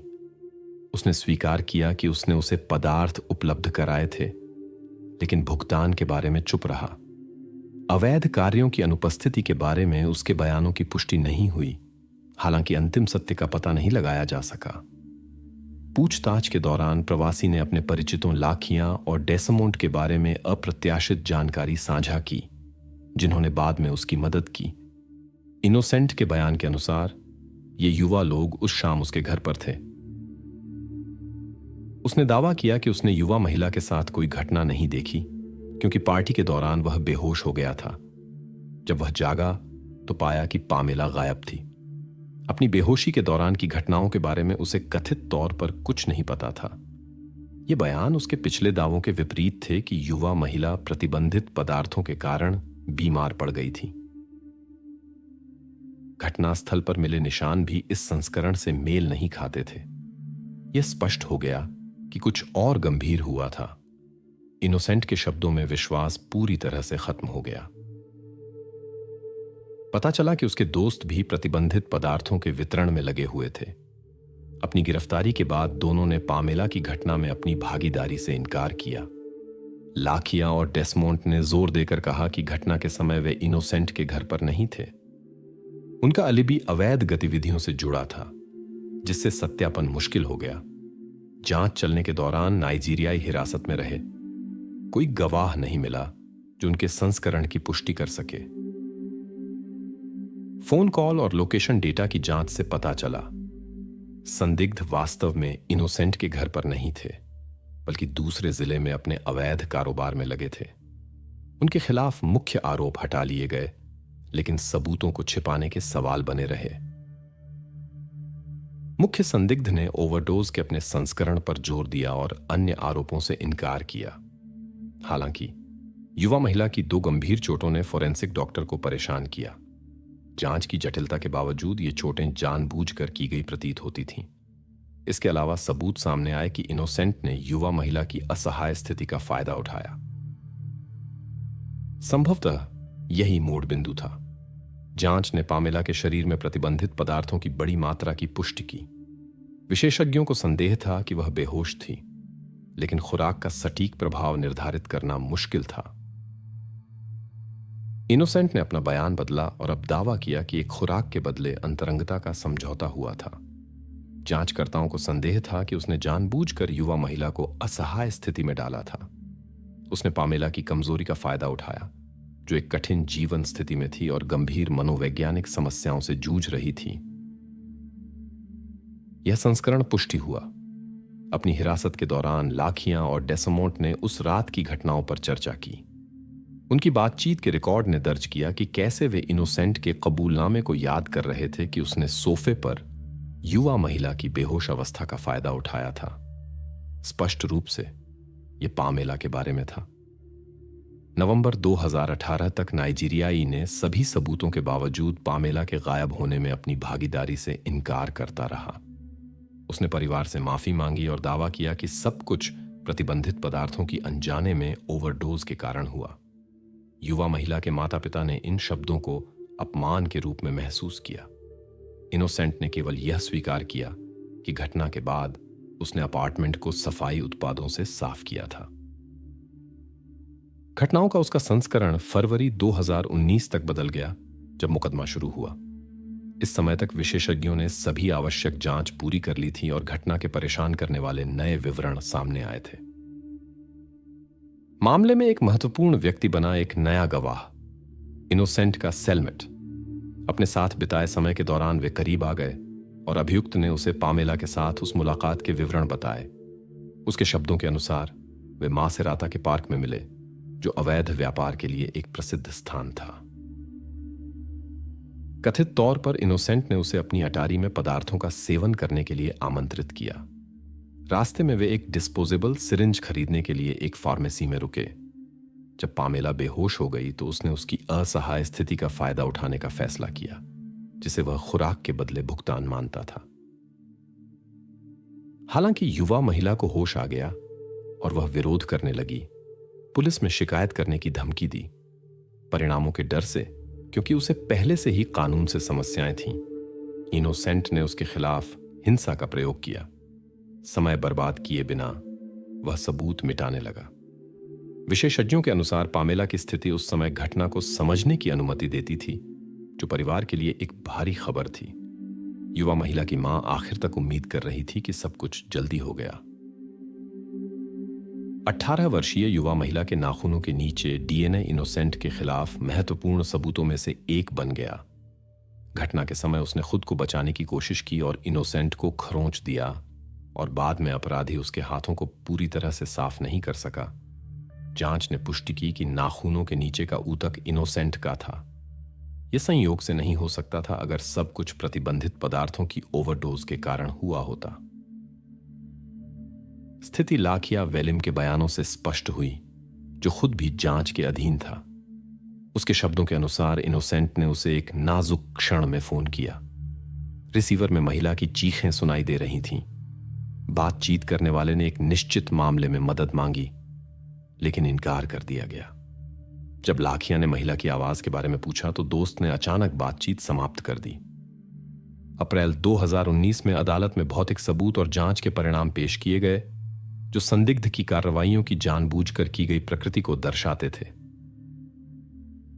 जांच से पता चला कि 2 गंभीर चोटें घटना का मुख्य कारण थीं। टॉक्सिकोलॉजी ने ओवरडोज से मृत्यु के लिए अपर्याप्त मात्रा में पदार्थों को दिखाया। सबूत मिटाने के प्रयासों ने विशेष ध्यान आकर्षित किया। आक्रामक सफाई उत्पादों का उपयोग संवेदनशील क्षेत्रों में भी। कानून प्रवर्तन एजेंसियां व्यवस्थित तरीके से परेशान थीं। ऐसा प्रतीत होता था कि अपराधी सिर्फ एक योजना का पालन नहीं कर रहा था, बल्कि ऐसी कार्रवाइयों में अनुभव रखता था। 19 मई 2019 को इनोसेंट सिगेल के खिलाफ मुकदमा समाप्त हुआ। जूरी ने उसे पामेला मास्त्रोपित्रो के मामले में दोषी पाया। विकास की विशेषताओं वाली युवा महिला के खिलाफ कार्रवाइयों की गंभीरता को देखते हुए अदालत ने अधिकतम सजा सुनाई, आजीवन कारावास। दोषी के वकीलों ने फैसले से असहमति जताई और अपील दायर की। हालांकि 16 अक्टूबर 2020 को मूल अदालती फैसला अपरिवर्तित रहा। अन्य भागीदारों डेसमोंड लकी और लाखिया वेलिम के साथ मामला अधिक जटिल था। अभियोजन पक्ष ने उनकी भागीदारी पर जोर दिया। अभियोजकों के अनुसार दोस्त स्थिति की विचित्रता को नजरअंदाज नहीं कर सकते थे जब उनके परिचित इनोसेंट ने अचानक संदिग्ध गंध वाले 2 सूटकेस को एक खाई में छोड़कर उनसे छुटकारा पाने का फैसला किया। कई लोगों ने इस स्थिति को साझा किया और संदेह किया कि उन्होंने कम से कम सबूत छिपाने में मदद की, लेकिन कोई प्रत्यक्ष सबूत नहीं मिले, इसलिए उन्हें सह अपराधी नहीं माना गया। मासेराता के न्यायाधीश ने उनके खिलाफ मुख्य आरोप हटा दिए, लेकिन युवक रिहा नहीं हुए। उनके अपार्टमेंट में बिक्री के लिए तैयार प्रतिबंधित पदार्थों की काफी मात्रा और उनके उपयोग के निशान मिले। अप्रैल 2019 में दोनों को 4 साल और 8 महीने की जेल की सजा सुनाई गई। पामेला मास्त्रोपित्रो की मां ने अपनी बेटी के सपनों को साकार करने का फैसला किया। उसकी शिक्षा पूरी होने में केवल कुछ महीने बाकी थे। उसे सामाजिक और स्वास्थ्य कार्यकर्ता के रूप में डिप्लोमा मिलना था। पामेला हमेशा स्वयं सेवक के रूप में दूसरों की मदद करना चाहती थी। 9 सितंबर 2020 को उसकी मां को अपनी बेटी की याद में यह डिप्लोमा मिला। वह हर दिन पामेला के बारे में सोचती है, जो एक नई जिंदगी शुरू करना चाहती थी, लेकिन उसके रास्ते में बुरे इरादों वाले लोग मिले। 17 वर्षीय लड़की एक पुरानी कार की डिक्की पर मिली। मरीन फार्ली की चौंकाने वाली कहानी। आयोवा राज्य में सितंबर 1971 में युवा पैम का रहस्यमय गायब होना हुआ। कुछ दिन बाद जंगल में एक परेशान करने वाली खोज की गई। एक पुरानी कार पर एक घटना के निशान पाए गए। जांचकर्ताओं के पास कई संदिग्ध व्यक्ति थे। इनमें एक दोस्ताना अजनबी था जिसने पैम को मदद की पेशकश की थी। उसका एक पुराना परिचित, जिसे घटना के तुरंत बाद मनोचिकित्सा अस्पताल में भर्ती कराया गया था, और उसके पति का पूर्व सेलमेट, जिसके पास युवा महिला की एक तस्वीर मिली थी। सीडर रैपिड्स 5 मौसमों के शहर के रूप में जाना जाता था और मध्य पश्चिम में सबसे शांतिपूर्ण स्थानों में से एक माना जाता था। इसलिए जंगल में हुई घटना की खबर ने निवासियों को हिला कर रख दिया। जांच के पहले दिनों से ही यह स्पष्ट था कि दोषी को खोजना मुश्किल होगा। हालांकि सत्य की खोज में एक छोटा संकेत भी निर्णायक हो सकता था। शाम 6:40 पर स्थानीय पुलिस स्टेशन में एक कॉल आई।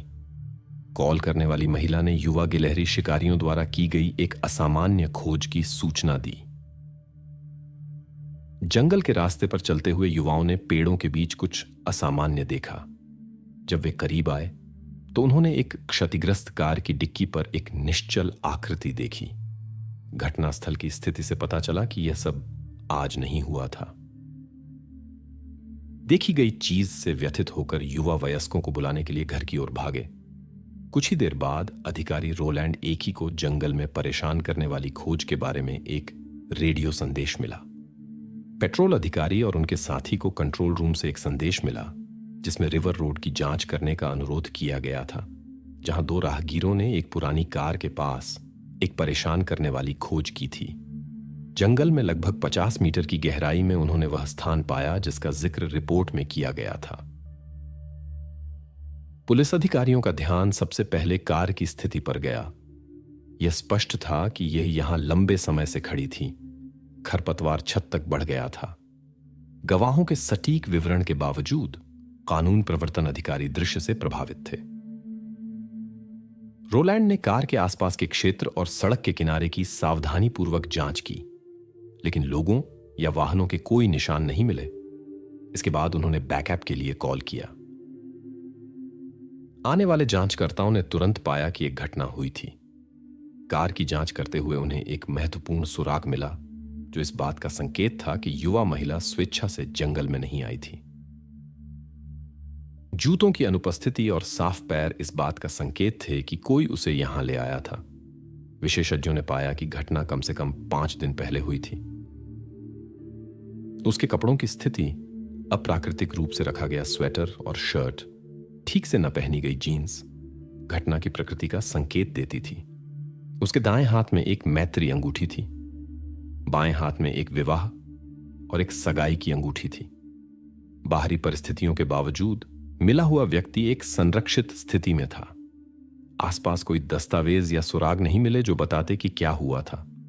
हालांकि अनुभवी विशेषज्ञों का मानना था कि इतने दूर के स्थान का चयन एक योजनाबद्ध घटना का संकेत है।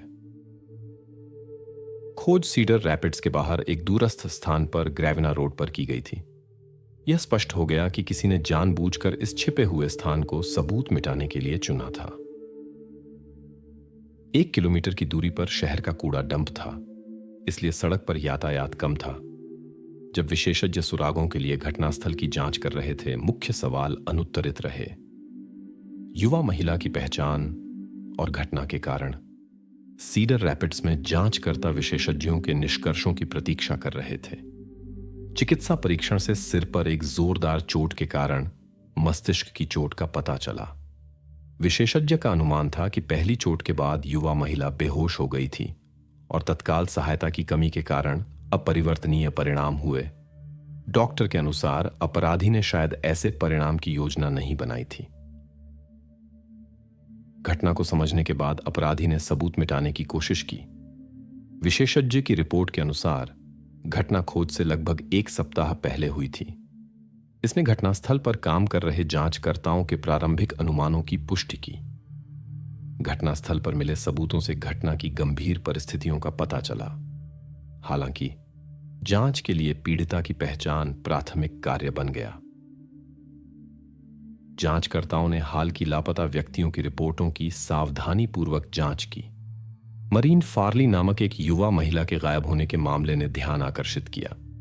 विशेष पहचान चिन्ह, जिसमें बांह पर एक टैटू शामिल था, ने जंगल में हुई घटना से संबंध स्थापित करने में मदद की।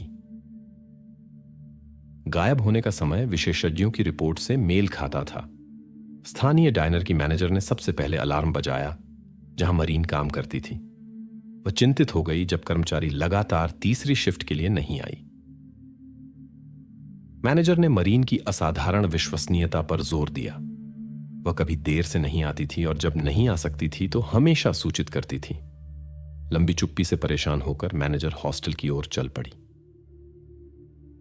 मरीन के कमरे में सब कुछ सामान्य दिख रहा था, सिवाय एक विवरण के। अलमारी में काम की वर्दी नहीं थी। मरीन एड्स कैफे में वेट्रेस के रूप में काम करती थी। सहकर्मियों ने उसे एक जिम्मेदार कर्मचारी के रूप में वर्णित किया। जांच के अनुसार उसे आखिरी बार शुक्रवार 17 सितंबर को रात की शिफ्ट के बाद सुबह देखा गया था। 20 सितंबर को मैनेजर ने पुलिस में लापता होने की रिपोर्ट दर्ज कराई। मरीन के परिचितों से जांचकर्ताओं को पता चला कि वह हाल ही में स्योक्स सिटी से यहां आई थी। स्थानांतरण का कारण अधिकारियों का विशेष ध्यान आकर्षित करता था। यह पता चला कि मरीन ने बहुत कम उम्र में शादी कर ली थी। शादी के तुरंत बाद डेविड, मरीन का पति, सीडर रैपिड्स के पास एक जेल में भेज दिया गया। मरीन ने पास में रहना शुरू कर दिया। उसने हॉस्टल में एक कमरा किराए पर लिया और अपने पति के करीब रहने के लिए वेट्रेस के रूप में नौकरी ढूंढ ली। आमतौर पर वह लगभग हर हफ्ते अपने पति से मिलने जाती थी, लेकिन इस सप्ताहांत उसने अपनी दिनचर्या तोड़ दी। रविवार को चर्च जाने के बाद एक मुलाकात की योजना थी, लेकिन मरीन नहीं आई और उससे संपर्क नहीं हो पाया। तब से किसी ने उसे नहीं देखा। जांच के अनुसार शुक्रवार की सुबह काम पर जाने और उसी दिन शाम के बीच कुछ हुआ। जांच के दौरान सीडर रैपिड्स के अधिकारी मरीन की मां मैरी से बात करने के लिए सियोक्स सिटी गए। यह कदम मामले के लिए महत्वपूर्ण साबित हुआ। महिला को महसूस हुआ कि कुछ गलत था। वह आश्वस्त थी कि उसकी बेटी बिना किसी कारण के गायब नहीं होगी। 4 दिनों के बाद वही अधिकारी मैरी को दुखद खबर लेकर आए। उनके लिए यह एक बड़ा झटका था। उन्होंने बुरा होने की आशंका की थी, लेकिन जो हुआ उसकी खबर से वे बोल नहीं पा रही थी। परिवार के लिए यह याद करना विशेष रूप से कठिन था कि मरीन कैसी थी। वह ब्रूबेकर परिवार का गौरव थी और 7 बच्चों में सबसे बड़ी थी। सभी उसे बुद्धिमान, जीवंत और जिम्मेदार के रूप में याद करते थे। मरीन का जन्म 4 जुलाई को हुआ था, जो उसकी मां के अनुसार उसके चरित्र को प्रभावित करता था। वह आतिशबाजी की तरह चमकदार थी और हमेशा अपने समय से आगे थी। वह जल्दी बड़ी होना चाहती थी। मरीन अपने सभी भाई बहनों से बहुत प्यार करती थी, लेकिन उसकी छोटी बहन लिसा के साथ उसका विशेष लगाव था। वे अविभाज्य थे। जहां कहीं मरीन जाती, लिसा उसका अनुसरण करती। अपनी छोटी बहन की यह देखभाल मरीन को जल्दी वयस्क बना दी। कम उम्र में उसने डेविड फार्ली से मुलाकात की और उनके बीच एक मजबूत आकर्षण पैदा हो गया। अभी भी बहुत युवा, उन्होंने शादी करने का फैसला किया। यह एक सच्चा, जुनूनी प्यार था। डेविड एक धनी परिवार से था और मरीन उसके साथ बेहद खुश थी। लेकिन एक लंबे, खुशहाल जीवन के उनके सपने टूट गए जब डेविड चेक धोखाधड़ी में पकड़ा गया। उसे 3 साल की जेल की सजा हुई। उसकी वजह से सीडर रैपिड्स जाने का मरीन का फैसला त्रासद घटनाओं की ओर ले गया। जांचकर्ताओं के पास घटनास्थल से एकत्र किए गए कुछ ही सबूत थे। यहां तक कि प्राप्त नमूनों का डीएनए विश्लेषण की शुरुआत तक कोई विशेष मूल्य नहीं था। जांचकर्ताओं ने समझा कि समाधान की कुंजी खोज कार्य में निहित थी। उन्हें अपराधी से मुलाकात के क्षण तक मरीन के मार्ग का पता लगाना था। सबसे पहले उन्होंने उसके कमरे की गहन जांच की। व्यक्तिगत वस्तुओं की तलाशी के दौरान कानून प्रवर्तन अधिकारियों ने मरीन की डायरी और पत्राचार की जांच की, लेकिन कुछ भी उल्लेखनीय नहीं मिला। नोट्स से पता चला कि वह एक स्वप्नदर्शी युवा महिला थी जो जीवन की कठिनाइयों से निपटने की कोशिश कर रही थी। उसके कमरे से केवल उसकी कार्यवर्दी गायब थी। जांच के दौरान अधिकारियों ने उस दिन की घटनाओं के बारे में भवन के निवासियों से पूछताछ की। पड़ोसियों के बयानों ने पहला महत्वपूर्ण सुराग प्रदान किया। हाउसकीपर ने बताया कि उसने मरीन के कमरे में एक बातचीत सुनी थी। उसने ध्यान दिया कि बातचीत शांत स्वर में की जा रही थी और कोई संदेह नहीं जगाया। एकमात्र चीज जिसने उसका ध्यान आकर्षित किया वह थी कि वार्तालाप के एक भागीदार की आवाज गहरी थी। हाउसकीपर ने एक और दिलचस्प विवरण का भी उल्लेख किया।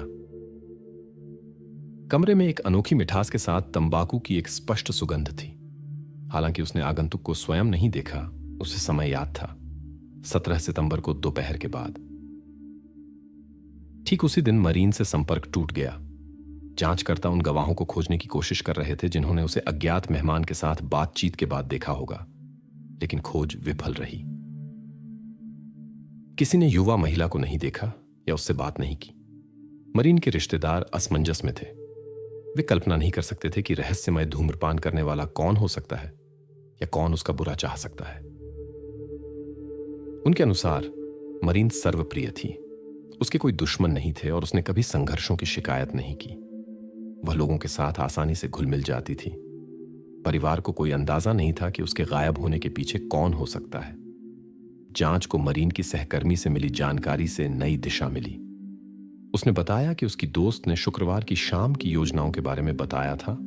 वह सियोक्स सिटी के एक पुराने परिचित से मिलने वाली थी, जिसने उसे कहीं ले जाने का वादा किया था, बिना विवरण बताए। यह परिचित बॉबी मूर था, जिसने तुरंत जांचकर्ताओं का ध्यान आकर्षित किया। जांच में उसका कठिन अतीत सामने आया, जिसमें कई गिरफ्तारियां शामिल थीं। कानून प्रवर्तन एजेंसियों ने इस सुराग की ओर अधिक गहराई से जांच करने का फैसला किया। मरीन के पति डेविड ने उससे मूर से दूर रहने के लिए कहा था। उसे कई ऐसे मामलों के बारे में पता था जिनमें बॉबी ने महिलाओं के प्रति आक्रामकता दिखाई थी। उसने अपनी पत्नी को इस आदमी के साथ सावधान रहने की चेतावनी दी थी। जांच के दौरान नए विवरण सामने आए। मरीन की एक परिचित ने बताया कि उसने बॉबी मूर को उसके गायब होने के तुरंत बाद सीडर रैपिड्स में देखा था। उसने अपनी उपस्थिति को अपनी दोस्त की खोज में मदद करने की इच्छा से जोड़कर बताया। जब जांचकर्ता मूर से बात करना चाहते थे, उन्हें एक परेशान करने वाली स्थिति का सामना करना पड़ा। मरीन की खोज के दिन उसने खुद को सियोक्स सिटी के एक मनोचिकित्सा अस्पताल में भर्ती करा लिया था। जांचकर्ताओं को संदेह था कि यह अपराध बोध से जुड़ा हो सकता है। जांचकर्ताओं का मानना था कि यही कारण था जिसने उसे चिकित्सा सहायता लेने के लिए प्रेरित किया। उन्हें उस पर घटना में शामिल होने का संदेह था। हालांकि अगर मूर ने सोचा था कि अस्पताल में भर्ती होने से वह जांच से बच जाएगा, तो वह गलत था। जब उसे मरीन की घटना के बारे में पता चला, उसने किसी भी प्रकार की संलिप्तता से पूरी तरह इनकार कर दिया। उसके अनुसार वह उसे बहन की तरह मानता था और उसके गायब होने से उसका कोई लेना देना नहीं था। उसने दावा किया कि वह उस समय सियोक्स सिटी में था। मूर को लाई डिटेक्टर टेस्ट से गुजरने का प्रस्ताव दिया गया। पुलिस के आश्चर्य के लिए परीक्षण के परिणाम उसके पक्ष में आए। जांचकर्ता घटना में उसकी भागीदारी के लिए कोई स्पष्ट सबूत नहीं ढूंढ सके। फिर भी उसे संदिग्धों की सूची से पूरी तरह हटाया नहीं जा सकता था और जल्द ही एक और व्यक्ति ने जांचकर्ताओं का ध्यान आकर्षित किया। जांच के दौरान जांचकर्ताओं ने पिछले 3 हफ्तों में सीडर रैपिड्स में मरीन के संपर्क में आए सभी लोगों के बारे में जानकारी इकट्ठा करना जारी रखा। गैरी कैसल्स नामक व्यक्ति ने विशेष ध्यान आकर्षित किया। यह आदमी पुलिस की नजर में अकस्मात नहीं आया। वह डेविड फार्ली के साथ एक सेल साझा करता था। मरीन से परिचय उसके पति से मिलने के दौरान हुआ। गैरी को मरीन के गायब होने से कुछ समय पहले रिहा कर दिया गया था, जब डेविड अभी भी हिरासत में था। कैसल से पूछताछ के दौरान जांचकर्ताओं ने उसकी व्यक्तिगत वस्तुओं की जांच की और एक परेशान करने वाली खोज की। उसके बटुए में मरीन फार्ली की एक तस्वीर मिली। इसने जांचकर्ताओं के मन में कई सवाल उठाए। विशेष रूप से उन्हें यह जानने में दिलचस्पी थी कि वह उसकी तस्वीर क्यों रखता था और उनके बीच क्या संबंध था। यह संदेह उठा कि जेल में उसके दौरों के दौरान उसने उसमें विशेष रुचि विकसित की थी और इस सुराग की जांच करनी थी। जांचकर्ताओं ने अपनी रिहाई से लेकर मरीन के गायब होने की शाम तक गैरी की सभी गतिविधियों का पुनर्निर्माण किया। ऐसी आशंकाएं थीं कि वह उसमें विशेष रुचि दिखा रहा था और उस पर नजर रखने लगा था। पूछताछ कक्ष में जांचकर्ताओं ने गैरी कैसल पर दबाव डालने की कोशिश की। मरीन की घटना के बारे में सवालों के जवाब में उसने इनकार किया। गैरी ने कहा कि 18 सितंबर को वह सीडर रैपिड्स से बहुत दूर था और वह इसे साबित कर सकता है। वास्तव में वह उस दिन किसी अन्य स्थान पर अपनी उपस्थिति के सबूत प्रस्तुत करने में सफल रहा। बाद में अधिकारियों ने उस सुबह गैरी की उपस्थिति के निशान खोजने के लिए मरीन के कमरे की फिर से जांच की, जब प्रबंधक ने एक पुरुष की आवाज सुनी थी। हालांकि गैरी और घटना के बीच कोई संबंध स्थापित नहीं किया जा सका। ऐसा एक भी तथ्य नहीं मिला जो उसकी संलिप्तता की ओर इशारा करता हो। हालांकि कैसल अपने बटुए में मरीन की तस्वीर की मौजूदगी की व्याख्या नहीं कर सका, यह आशाजनक सुराग जांच को आगे बढ़ाने में मदद नहीं कर सका। इसके बाद जांचकर्ता उस डायनर में लौट आए जहां मरीन काम करती थी, और उन्होंने उसके सहकर्मियों और ग्राहकों से फिर से पूछताछ की। इस बार उनके प्रयासों का परिणाम मिला। उन्हें महत्वपूर्ण जानकारी मिली। जॉर्ज नाम के एक नियमित ग्राहक ने बताया कि उसने मरीन को उसके गायब होने के दिन एक अजनबी के साथ देखा था, जो एक हिप्पी की तरह दिखता था। जांचकर्ताओं ने युवा महिला के रिश्तेदारों से पूछा कि क्या वे इस विवरण से मेल खाने वाले किसी व्यक्ति को जानते हैं। मरीन के पति डेविड ने तुरंत पुलिस का ध्यान जॉर्ज की ओर एक संदिग्ध व्यक्ति के रूप में आकर्षित किया। जब कानून प्रवर्तन अधिकारियों ने जॉर्ज के अतीत की जांच की तो उन्होंने डेविड फार्ली की चिंताओं को समझा। यह पता चला कि जॉर्ज ने मरीन को उसके पति की रिहाई में अपने परिचितों की मदद की पेशकश की थी। सवाल यह रहा, क्या यह मदद करने की ईमानदार इच्छा थी या युवा महिला के करीब आने का एक तरीका? उसकी कठिनाइयों को जानते हुए उसने उसकी कार की मरम्मत करने की पेशकश की। हालांकि जांचकर्ताओं को इस प्रस्ताव की निस्वार्थता पर संदेह था, खासकर उनके बीच उम्र के बड़े अंतर को देखते हुए। जॉर्ज ने पुलिस को बताया कि युवा वेट्रेस के साथ एक रात की बातचीत के दौरान उसने मदद का हाथ बढ़ाने का फैसला किया। उसके शब्दों के अनुसार एक कठिन जीवन स्थिति में फंसी युवा महिला की समस्याओं ने उसे प्रभावित किया।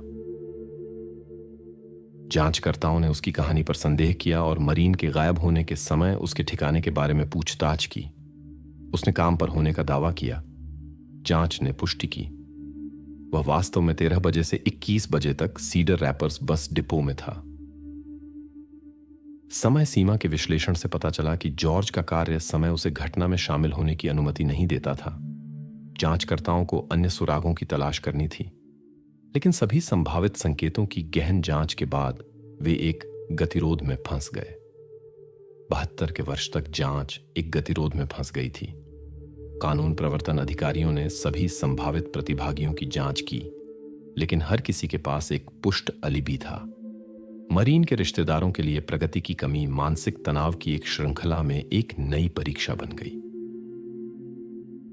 परिवार के लिए इन परिस्थितियों से निपटने के लिए शक्ति खोजना मुश्किल था।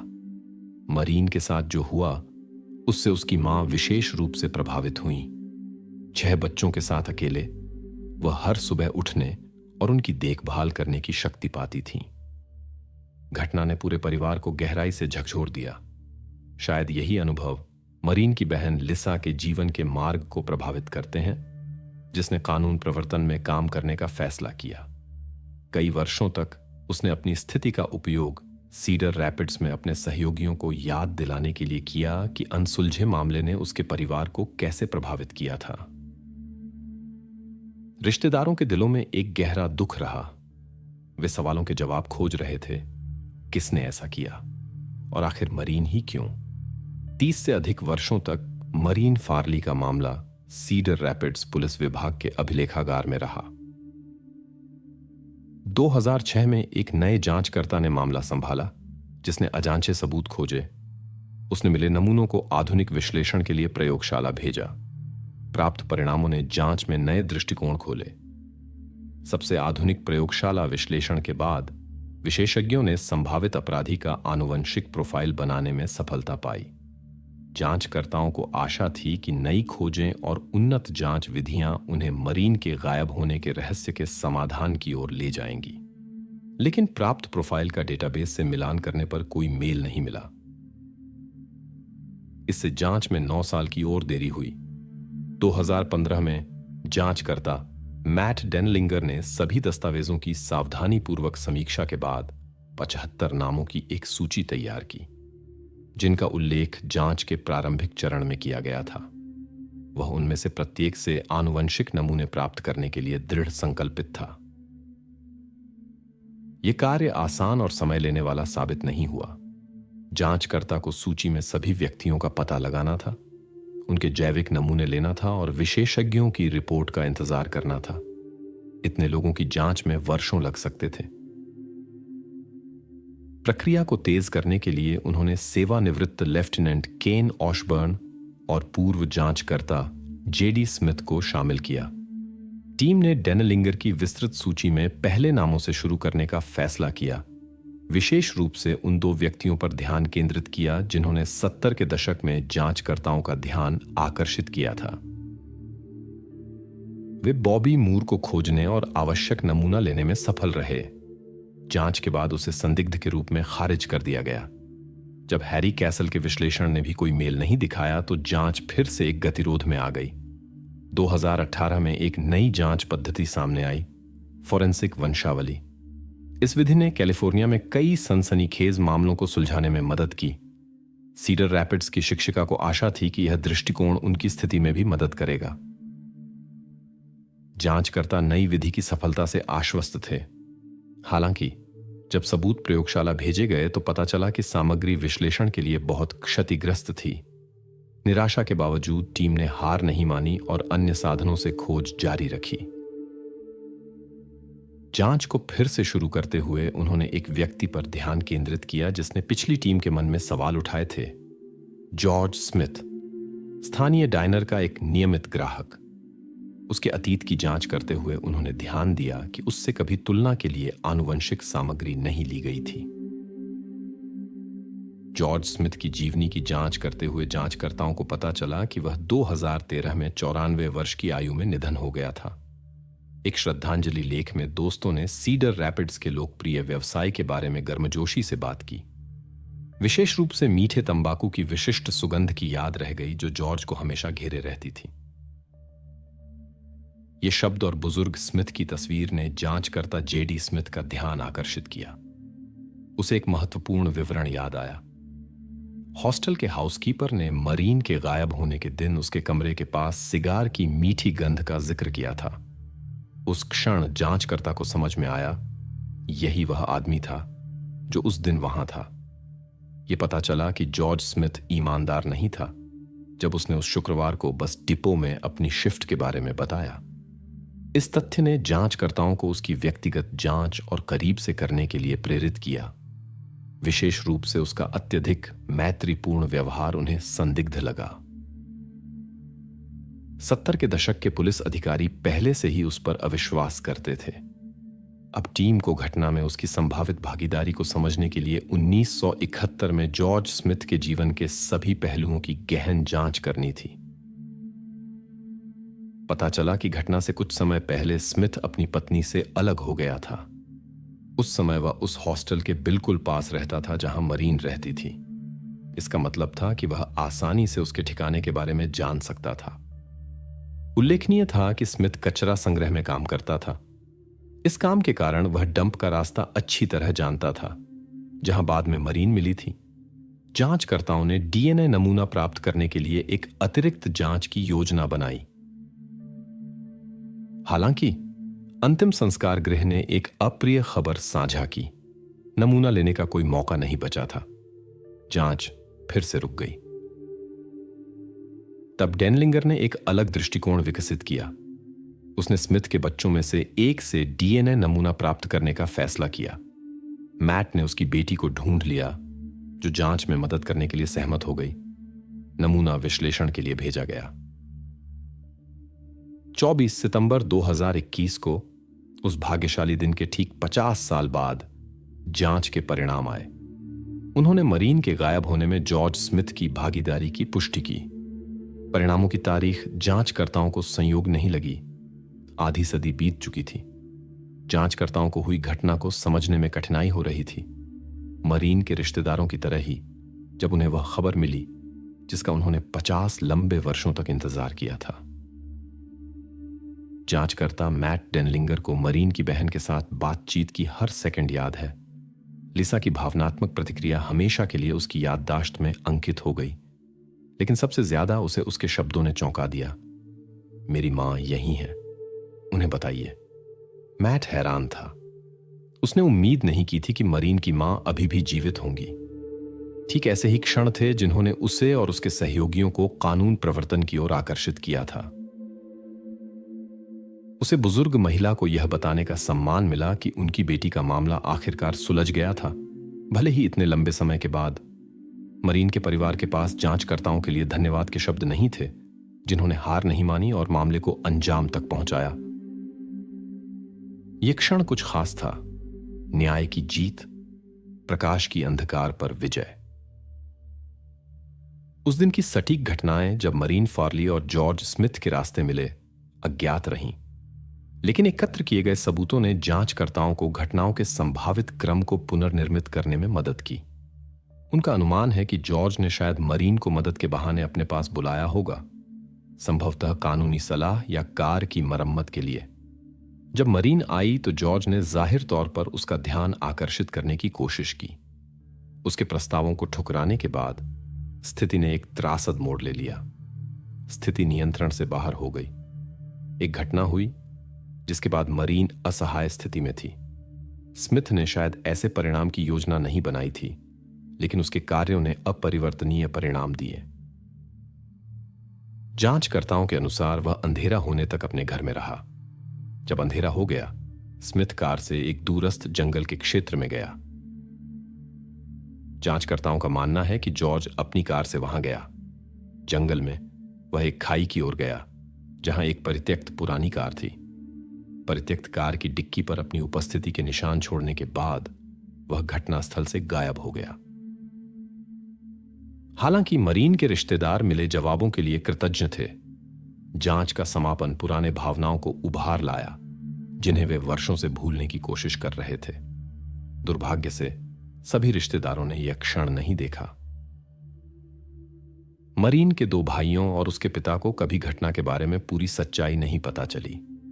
जांचकर्ताओं को आशा है कि इस पुराने मामले का समाधान एक महत्वपूर्ण संदेश लेकर आता है।